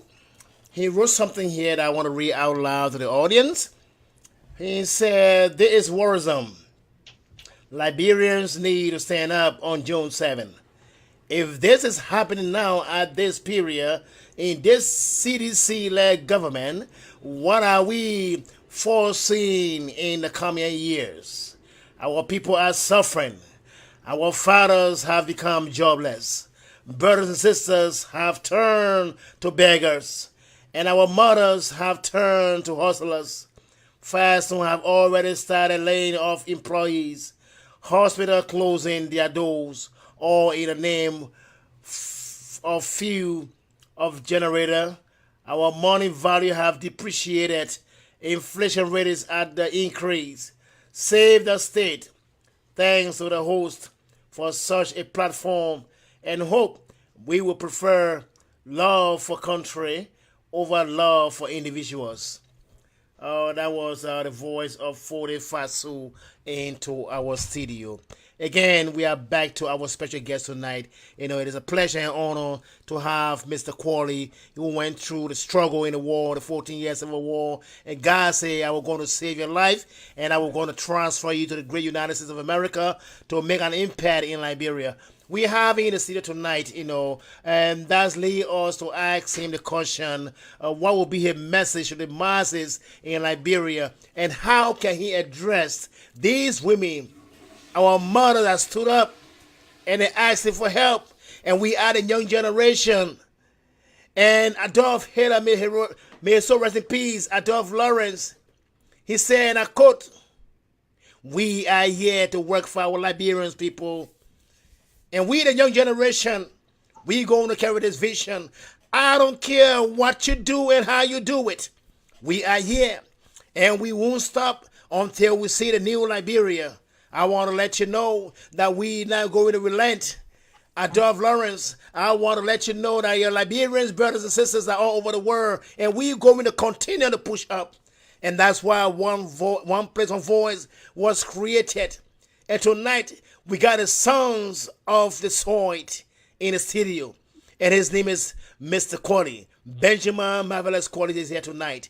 And he's going to give message to the masses how the June 7 march going to happen.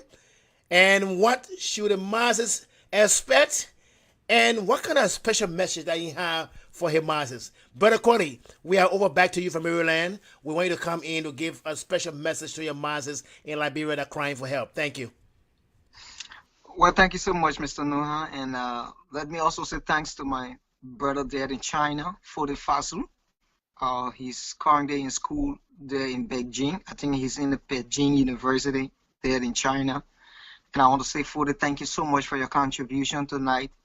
I read all of your comments. They sound so good. It tells me how patriotic you are. It tells me that we all have similar vision for what we want to see Liberia be.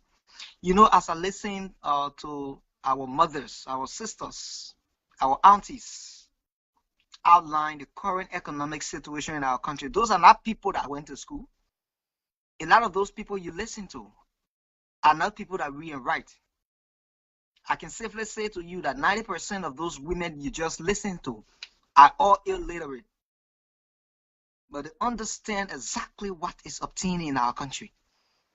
Like I told somebody, you don't need to be a nuclear scientist or a rocket physicist to determine how difficult the hardship in Liberia continue to ring and how unbearable it's becoming by the minute every day of the lives of our people. And this government seeks to do nothing absolutely to address these concerns. You listen to our mothers. The woman barely cry and say, "We voted for George Weah, but we tire. We tire, oh, we tire." You listen to her say that repeatedly. I listen to the other woman saying that our husbands are not working, that we the men there now. Why the woman supposed to be home? She has her husband, goes to work, fetch for money. Like why would they used to say, doing anytime Papa not come? Today it is the reverse. It is the complete opposite. The woman saying that we the women are, that we the one the men in the home, we the one got to feed the home, we the one got to pay children's school fees, we the one got to do everything to keep the home up and running. The other lady said that the Lebanese are now refusing our local currency. If they must accept the local currency, it means that the ladies that are selling or the business people must be lending at a loss. The other lady said when you finish selling in the Liberian dollars, you go to buy. The Lebanese refuse the US. I mean, they refuse the Liberian dollar and demanding US. So if you want to pay in the Liberian dollars, they are going to apply a rate that is going to automatically reduce your money. So she said, if you get 5,000, you go, you buy. When the Lebanese men finish counting the rate, your money will drop to 4,000. That is because of the hyperinflation. And this government continue to ignore it. There is no sense. There is no sense of hope that things are going to get better. I also listened to the other lady who said that during the Ellen regime, when she used to buy her carton of Snickers or fit footwear, when she sell in 1 or 2 months, it will finish. But she said every other one in there packing, it been there getting dusty now. Everything is going so bad. And the one that really annoyed me was to hear the same lady saying that the country is going backward. Somebody who cannot read and write, who just depending on business, saying that the country is going backward. To the extent that she said that nowadays in Liberia, people are cooking soup for 2 to 3 days. I can eat soup for 2 to 3 days in America because we have a refrigerator. You have electricity 24 hours around the clock. But back home, the people are sleeping on jack-o'-lantern. People are sleeping on Chinese light. Wow. So do you know why it means that somebody will cook a soup and they have to eat it for 2 to 3 days simply because they cannot afford to cook every day? And this government continue to behave the way this lackadaisical that they continue to behave, caring less about what continue to affect the people. In as much as Georgia can get up in the morning, he has a still set meal a day. In as much as Nathaniel McGill, Nathaniel Petrie, Samuel Twer, all of them can get up in the morning and they don't have to worry about what they eat.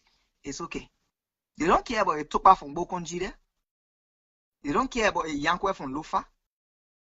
Whether he eats, he doesn't eat, it doesn't concern them. And I think this is a dangerous path we continue to see our country tread on. And so we must stand up. I want to call on all well-meaning Liberians. This June 7 protest, let us stand up. Let us stand up. It is very important that we stand up. We are not asking President George Weah to step down. We have some counts. There are some things within the governance of our state that he needs to take into very serious consideration. We cannot sit and watch our country drown completely. We cannot sit and watch it collapse completely. Liberia is at a crossroad. And like the other caller said, Mr. Sadie, June 7 has got to be a historic day in our country. And so for my message back home to all Liberians, on June 7, let us turn out in our mass to send this message to President Weah and to the international community that things are going so bad. And it's about time that our president begin to act presidential, that our president begin to provide the kind of leadership for which we stood in the ring. We paraded through the sun, campaigning to ensure that he gets elected. We did not elect President George Weah to ride the best of cars, to just live the best of a serious life. No. We elected George Weah because we wanted to see a complete change in the governance of our state. With all of what we had with Madam Sirleaf as a problem, we did not experience some of these things that we're going through now. Could you imagine civil servants have not taken pay since February of this year? Some ministries and agencies. This is terrible for our country. And we see no hope that it's going to get better. They are not giving us any sign. The people had a press conference on yesterday and told us that they are not able to do anything about the economy. And where are we going? Where are we heading? And so, Liberians, let us save our state. And the only way we can save our state, I know some of my colleagues in the CDC are going to be bitter with me for this decision. I am not against President Weah, neither am I against the CDC. But there's no way I can love President Weah over Liberia. No way. I love Liberia, then I love him. Adolph Lawrence said that he was elected to work for the Liberian people because he was a representative. He was representing people. He wasn't representing himself or his family. And so that is why his death pains my heart a whole lot. To see somebody that we could rely on, somebody that could build up arms with Yeke Koluba to have a strong voice in our national legislature. Today, he's no more. And all seditions could have done at his homegoing was to go there and misbehave. We all supported George Weah, but are becoming too disgusted and tired with how these guys are running our country. Do you know what it means? Those market women you just listen to? The people are talking. Those are people that voted for George Weah. They're talking. You can see the frustration in their faces. You can see the anger. You can see the extent to which the other leaders say, we tire. We tire, oh. We tire. I mean, the way she's pressing can tell you. Mr. President, what do we need to do to make you know that your people are suffering?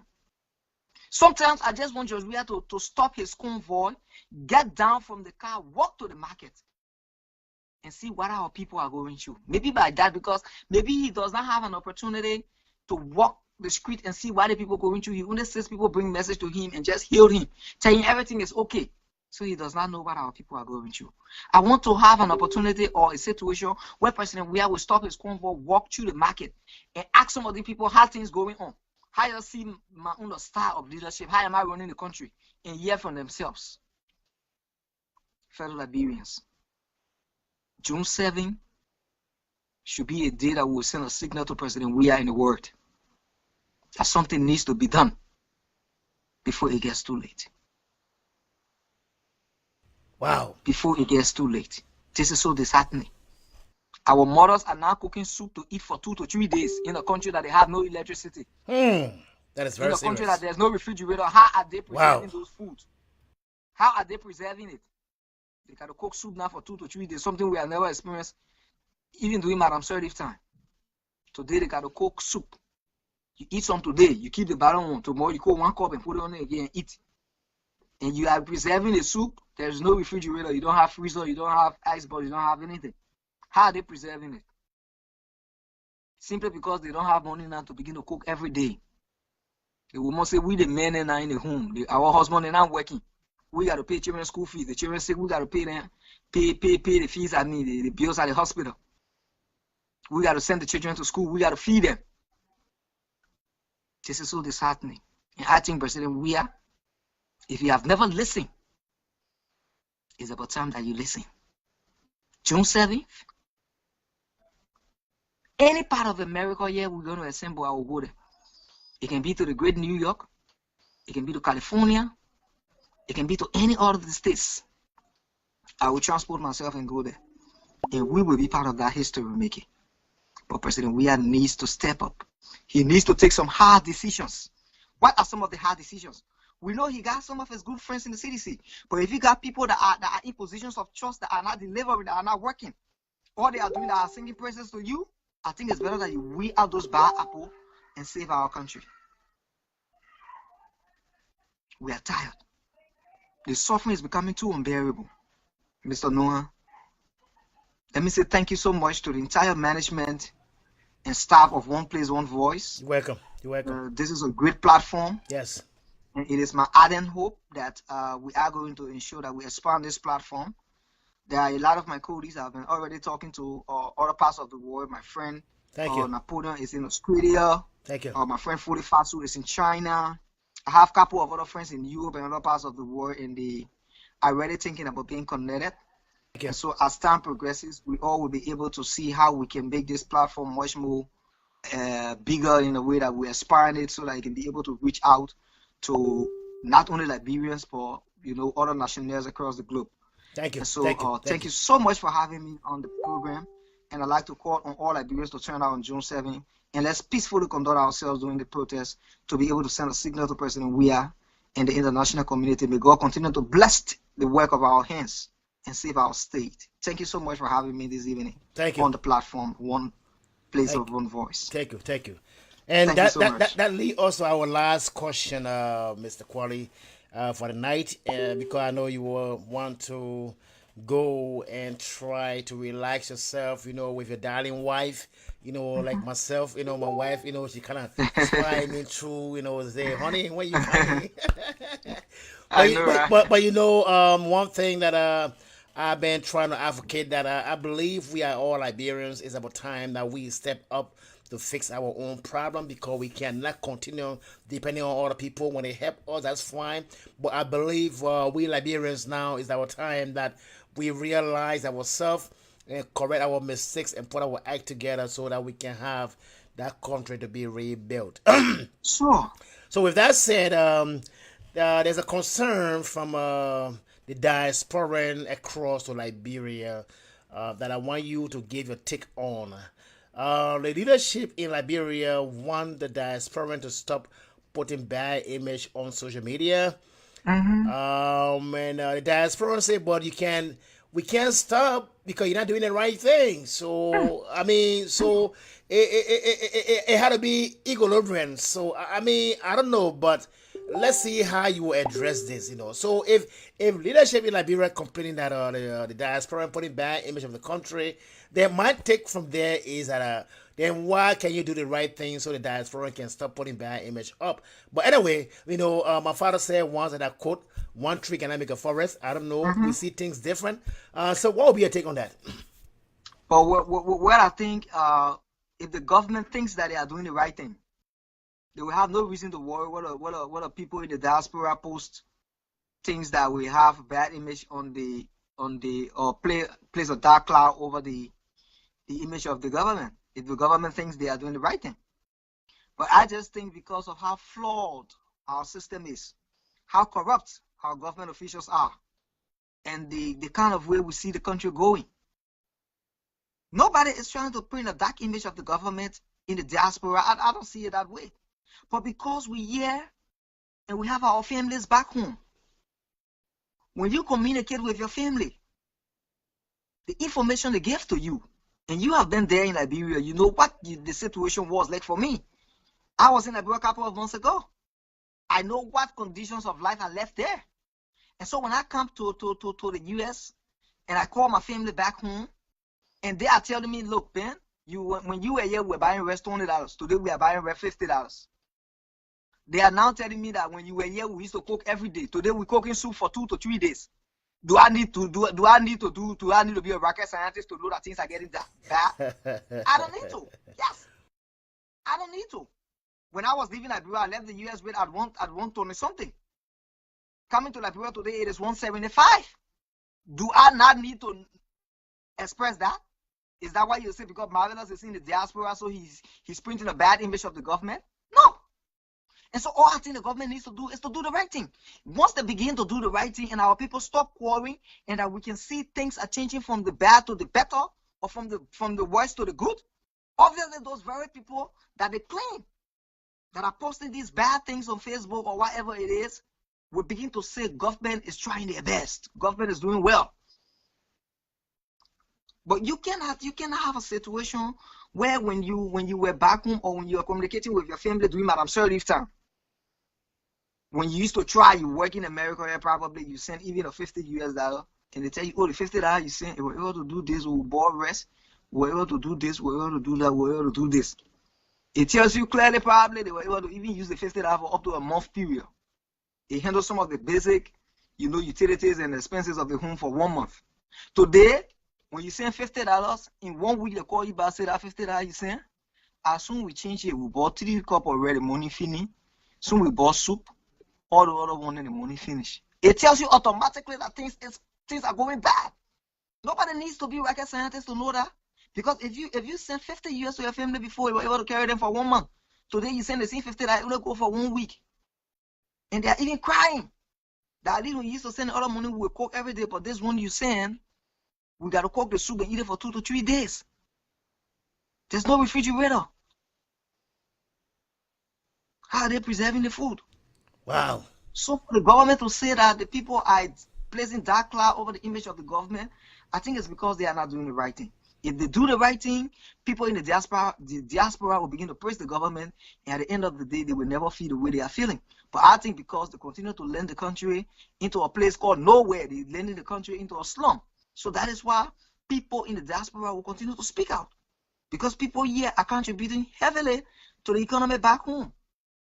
There are people who are working here and taking care of their families back home. They send money on a monthly basis. So if they are working hard here and sending their money back home to aid the upkeep of the family, and is not making any ceiling effect, they gotta speak to the reality. And that's exactly what's happening. And and so I just want to say thank you so much for having me. And I want to say thanks to all of my colleagues, my brothers and sisters that are viewing. I have my brother C. Muru Koli from Kakata in Liberia, Benjamin Kekula, and my friend Fode Fasu from China. Also my friend and brother Henry Costa. He just sent in a text, but I will talk to him after the show. And the rest of my colleagues that I've been following, I'd like to say thanks to all of you. And as time progresses, we're going to make sure that we make this platform much more bigger, that we can be able to reach out to a lot of other people. Thank you so much, Mr. James Noah, for having me on the platform tonight, and I really do appreciate it. Oh, my brother, you're welcome. I'm very excited because it's a mission, where I want for Liberians to have their voice into one place, so that we can tell our own story. Because one thing I took from Akon, that doing extremely well on the continent of Africa, trying to bring bring light and energy into Africa. He said one thing, and I quote. He said, "We Africans, we got to learn how to tell our own story, because when we don't tell our own story, then somebody going to tell our story for us." And when they tell our story, they will tweak it around. So I think that's a very good concept that we have to take, as brothers and sisters. So we now telling our own story. We know our problem. We know what's going on. So why can't we tell our own story so people can know what problem we're facing? So again, with that said, I want to say thank you so much, Brother Quali. I just want to give the chance to say, do you have any closing statement? Well, basically, nothing much. Just to call on our people to turn out on June 7th. Let's peacefully assemble. Let's conduct ourselves peacefully and peaceably to be able to give our accounts to the president and the international community on the state of affairs of our country and how we think the president can make the necessary adjustments to make our country a better place of what we truly envision. And so thank you so much for having me. May God continue to bless the work of our hands and save our state. Thank you. That was a voice of Benjamin Marvelous Quali, a man who came from Liberia in West Africa to the great United States of America. He now resides in Maryland. A very awesome brother. I know this brother, he's a very, very good guy. You know what I mean? From the continent of Africa. Many times I visited Liberia when I was feeding the children of Liberia, the orphan children. By the way of information, folks, my birthday is May 9. As you know, I got a pattern, I got a trend. Every year, I say, listen, do not give me a birthday gift. What you would like to do is to go to Vision for Children in Liberia.org and contribute to the children of Liberia.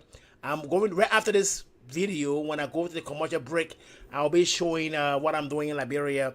So the mission for Vision for Children in Liberia is for us to help our orphan children in a kind of a situation, So being a founder and CEO and president, listen, if you want to give me gift, please. I'm in America. By the grace of the Almighty God, I eat 3 times a day, sometimes even wasteful, which hurt my heart because I'm here for my people. So please, if you want to give me gifts, if you think you love what I'm doing, the job I'm putting in, please go to Vision for Children in Liberia.org, a registered organization in the USA, been serving Liberia for 4 straight years, feeding our orphan children around the nation. So go there and donate. If you can put $5 per month, in that organization, believe me, your money, as usual, I deliver it.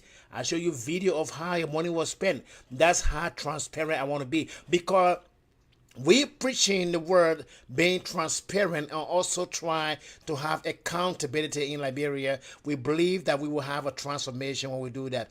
That's one of the key things we're lacking in Liberia. So again, please, my birthday is loading. May 9, 2019 going to be my birthday. But as usual, every year I take my proceed, my gift. If you love me, please just go to that website, www.visionforchildrenliberia.org, and feed the orphan children.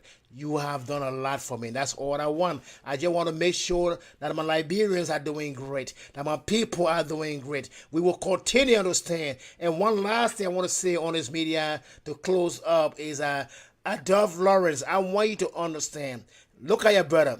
Brother Benjamin Marvelous Quality. He is here carrying a dream already. So we want to let you know that your word didn't go in vain. We want to let you know that you said something that resonates with us as brothers and sisters across the continent, and also Europe, London, down to the US, North America, South America. We got your message. You said you are here to serve your Liberian people. Even though you were sedition, but you stood for the truth. May your soul rest in peace. I want to let you know that your brothers and sisters, we got your message, and we're going to continue to carry on your dream.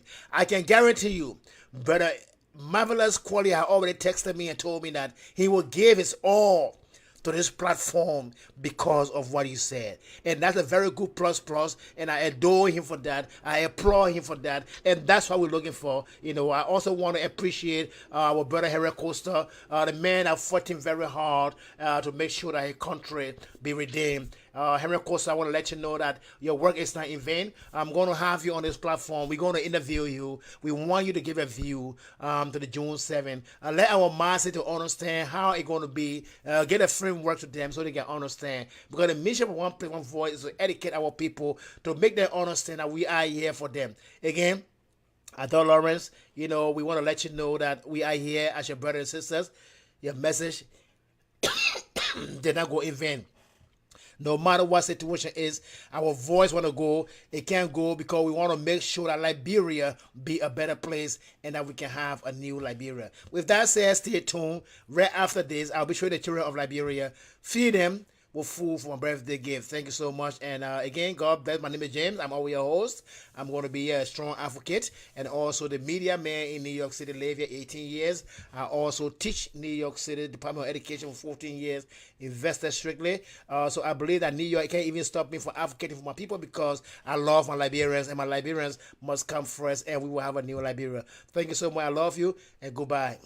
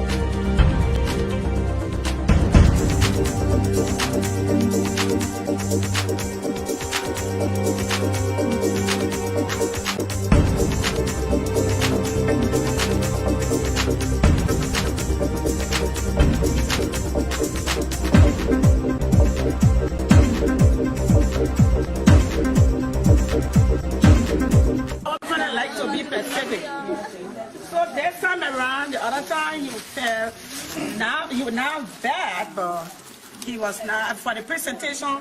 It didn't really go down. So this, I want to 3 happy tears now.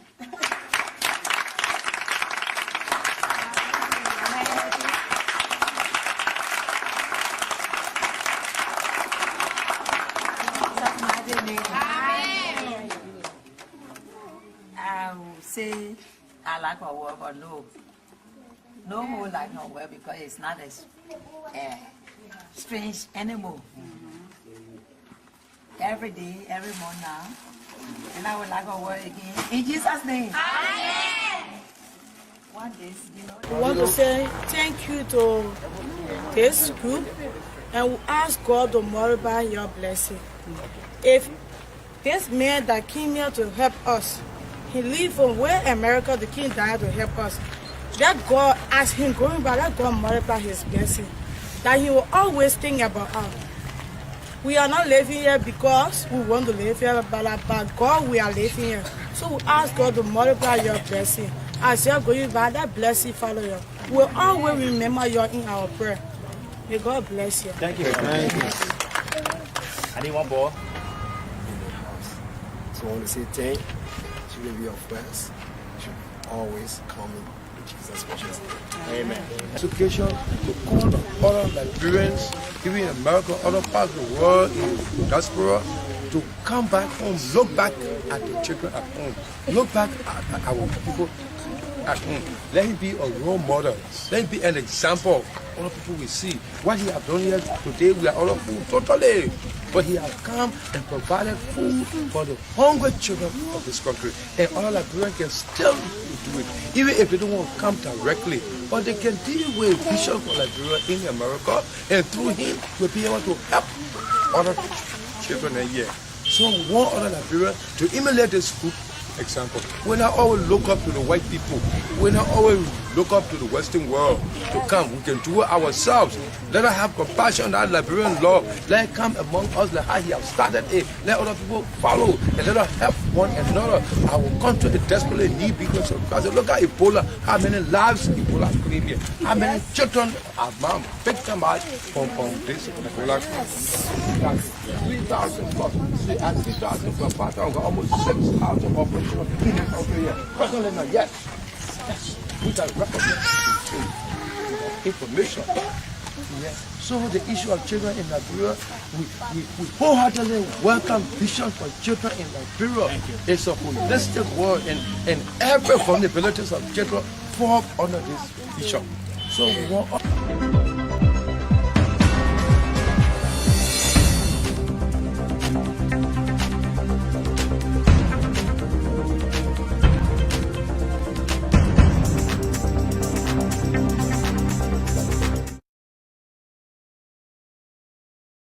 The directors at CBL, we believe that his murder, that murder was,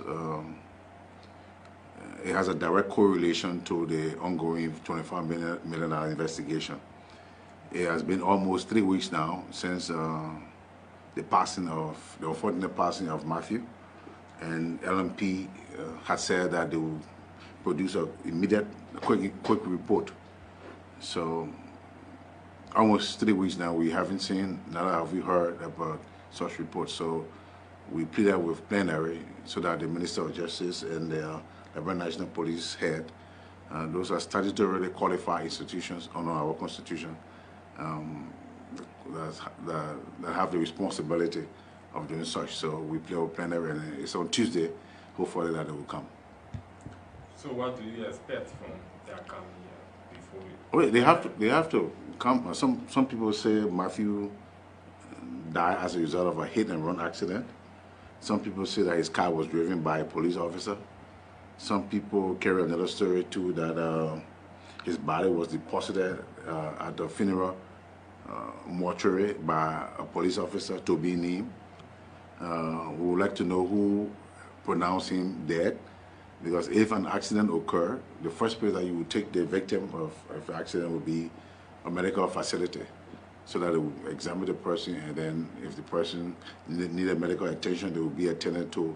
If they will be pronounced dead, it will be that medical institution, and not to the mortuary at first instance. So we wanted to know, we want to have the accident report and then have the death certificate to know the cause of death.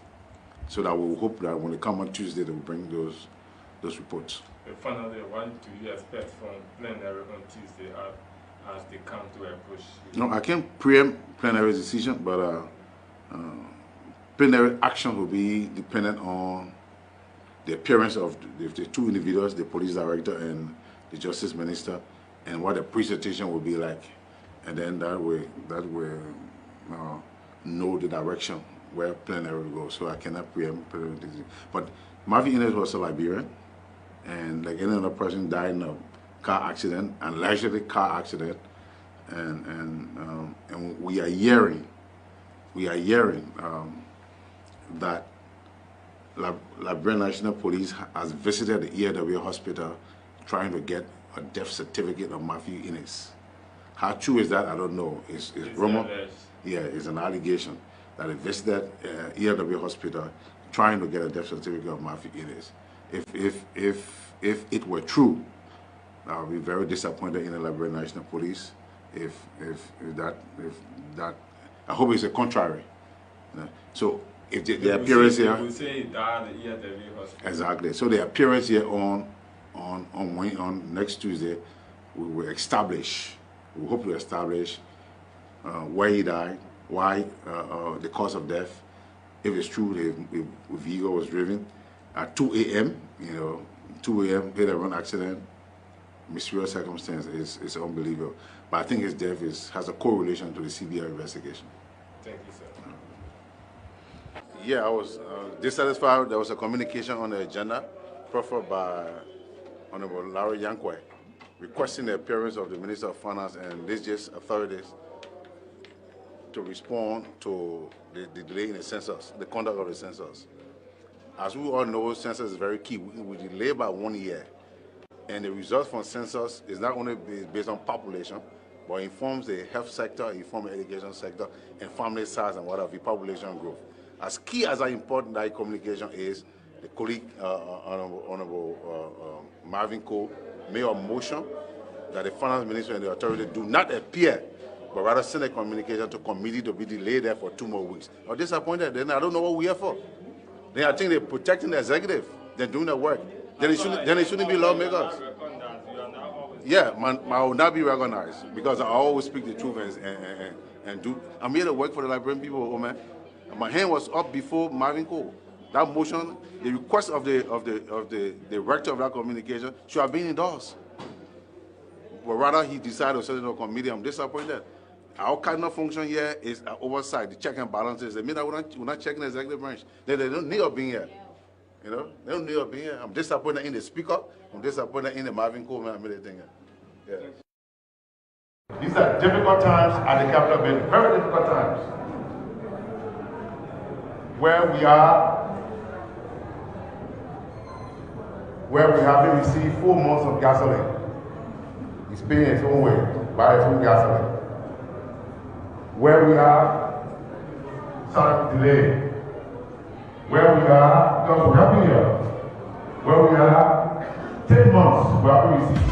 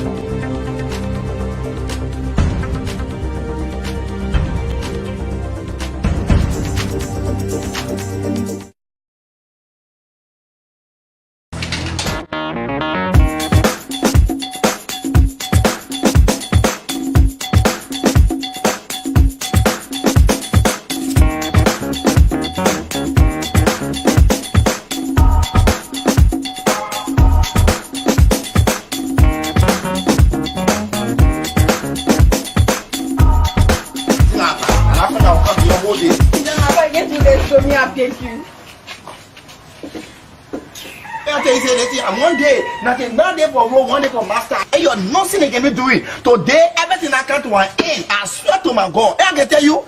Yeah, my God, I thank you. You know we get person at all. I can tell you. As to the young and the old. rich and the poor. Let's put Liberia first in all that we do. This to the young and the old. The rich and the poor. Let's put Liberia first. Hello? Yeah, brother. No worry. Brother, I will change other people in for that position. You getting me? I was so going to change for hope. I'm not leaving no old one in new bottle for them to come support the government. You getting me? I will change all of them. No worry. I got some visitors in here. Let me deal with them. After that, I will call you for the talk. Don't worry about them, man. Not me the parent. I will change it. Hey, brother, sorry. You're welcome. Thank you, Mr. President.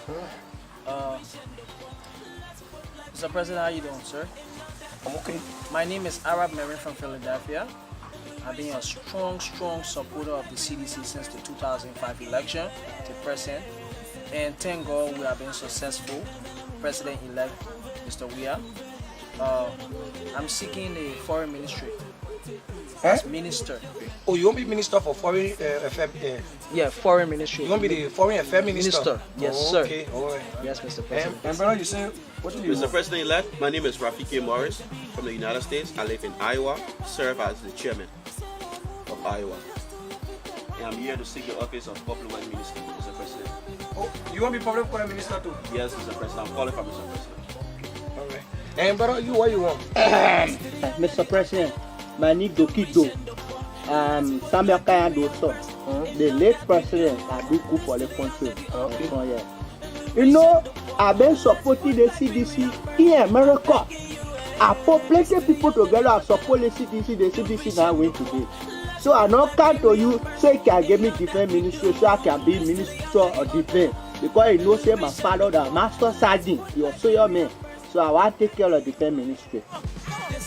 You want to be defense minister? Yeah, so I can take care of the AFL, the management. So you want to be defense minister now? Yes. I'm going to make you defense minister? Yes. Okay, all right. Anyway, gentlemen, I get all of you. All they talk what you talk, that you talk. You don't bad talk. They talk what you talk, that you talk. You getting me? So let me start with you. How many years you made? Mr. President, 33 years, sir. 33 years? Yes. So now you want to be foreign affairs minister? Yes, Mr. President. You made 33 years there. You get land yo? How about land, Mr. President? You got house here? I live in my house, but I will get it as soon as you appoint me. I'll do everything. Okay. So all your family, your woman, your children, everybody will pay the living?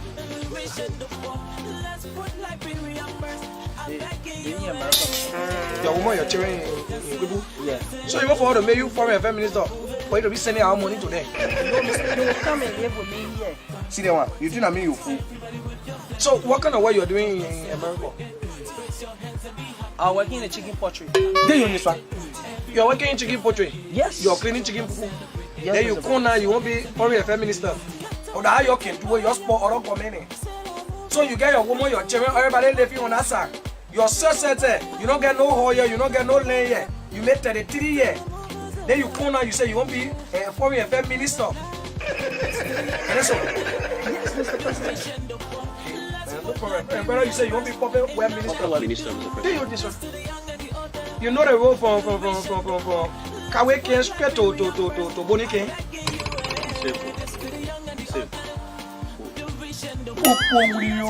See, the one know the country. Then you won't be in public. You don't know Kaweke, okay? You know the road from Bonjoma to Fusebu. Mr. President, I'm going to learn it. Give me that job, I will learn everything, Mr. President. They say the Liberian people won't roll. You're taking that time to live. How many years you made in America? 26 years, Mr. President. And what kind of job you're doing? I used to work at the group home, but not just the group home, but I got a degree, Mr. President. What they call group home? Well, we used to clean the old people. Okay. So that you people are cleaning the old people? Yes, Mr. President. Yes. Then you just come from cleaning the old people now because they say I win. Man, win. So you just join, you call yourself maybe probably work minister. Oh, you are the chairman for CDC in USA. Yes, so what about the chairman for CDC in Maryland? What about the chairman for CDC in Grand Cayman? What about the chairman for CDC in Monserrado? What kind of job will get there? I'm qualified. I want to sue the United States. Okay, so you won't be, because you went to school, you won't be public works minister? Yes, sir. Okay, for Liberia, you get it? And you say you won't be defense minister? Yeah. Now, how many years you been in America? I spent 25 years in America. 25 years? What kind of job you're doing there? I was taking apple from supermarket to supermarket. So the apple you are driving, see the difference is you driving apple from one place to another, but because I win now, so you come here. You don't even say you won't be a agricultural minister, so I can think because you get apple at there. Then 1 year you were taking care of old people. You don't say you won't be a MCCB male. You say you won't be public work. You come now, you say you won't be defense minister. I go to school in America, you see, one thing say, I bring my office set, because if you gave me the position now, I don't want for you to spend money to buy a computer, pull in my office, this and that. So like Lucia, I bring my whole computer set here, so as soon as you gave me my office, I put my computer set there, I will not spend money again. Howard University, yeah, I think in America, yeah, I get good degree. If you open my computer now, and you see my degree there. You see my degree, sir? See you this one. Oh, this one, so that you're bringing with a computer? Yeah, everything inside the computer now. You see the computer, no small thing, expensive. You ever to be the defense minister? I can do the well. I want to see if you test how the computer, you see my degree there. I can do the well. I get my degree. I go to good school to America. How they can call the university, sir? Howard University. Okay, no problem. All right, listen to me, brother. You say you spent 25 years. You say you spent 33 years. Mr. President. You say you spent 26 years. 26 years. Okay, no problem. So all that 26 years, 23 years, you're spending in America. So the people that were here, they know human being. Mr. President. So I'm going to tell the job, give it to you there and lead it. We are qualified. Qualified, Mr. President. Mr. President, I was at to laboratory, the school, go to not go to last school. Okay, that's true. So you know what you will do? The 23, the 33, the 26, the 25 years, you spend to that place there. You're feeling forgetting Liberia. Liberia not in your heart again. Your everyday activity in America. So the people that you will get all the job that you're asking for. If we want for them to get a same degree from America, we'll send them for study. Mr. President, it's going to be a waste of money, Mr. President. We're already here. It's going to be a waste of money when I put you to the play. Where you will send the money to your children there. No money will be in their country. People won't eat, they're not getting nothing. The people that suffer, if they don't know it, will teach them on the job, but they know their country. They get their country in their heart. You getting me? I'm not giving you nothing. If you don't know what I know, you get from you. Mr. President. Hello?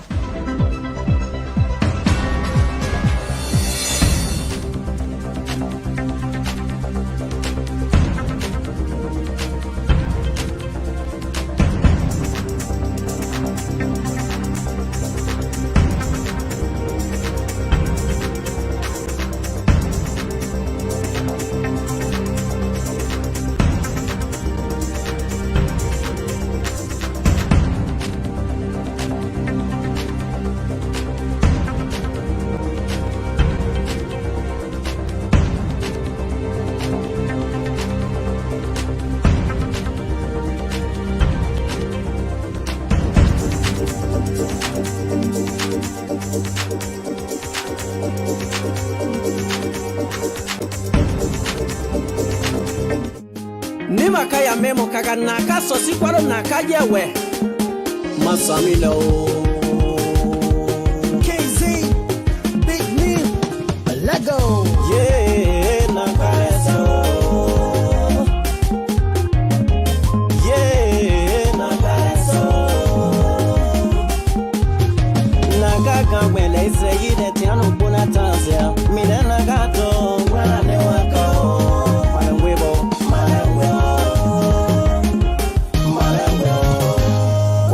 Kopia ikwa naka zunkwa kenune anaka Leli ekenele oh na oh ea oh Kono yamba ke gozoga gone kapye we kwembie diewe wase Mane webe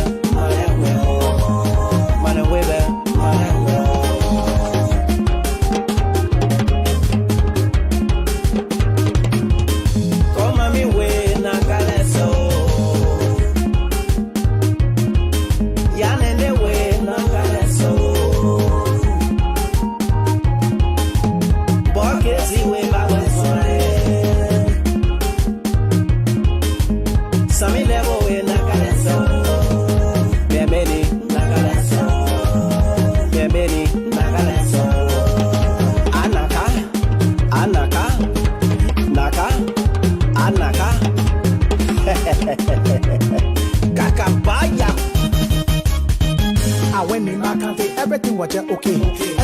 a guessing.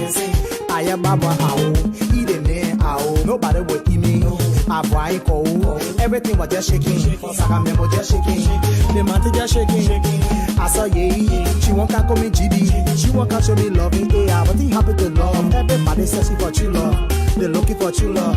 They happy for true love. You found baby, you sweet. Your body intact. They pressing your lip because they won't take you to bed. You better be careful because if you get in the milk, they will never go for the cow. Hey yo, nah, no. Hey yo, nah, no. Let her nagalaya. Where yo, let her nagalaya. Toy why yo. Let her nagalaya. Make the why yo, let her nagalaya. The why yo.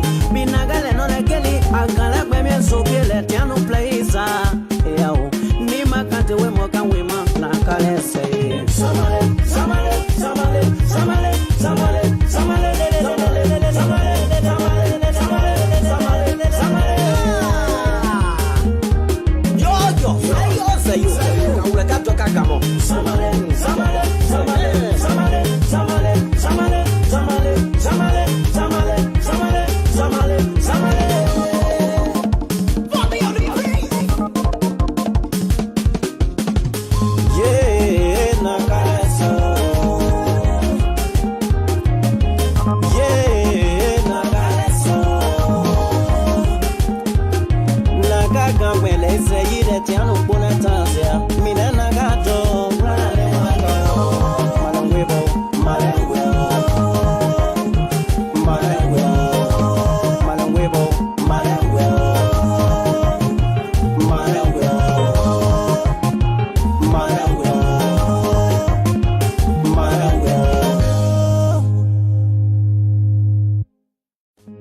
Nima kaya memo kaga naka sosi kwaro naka yewe Masamilo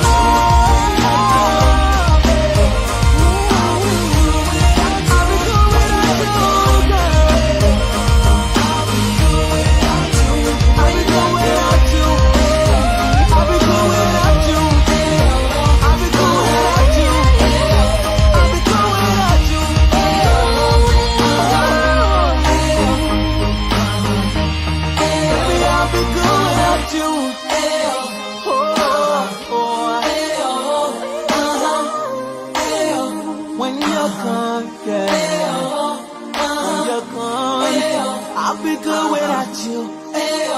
When you're gone.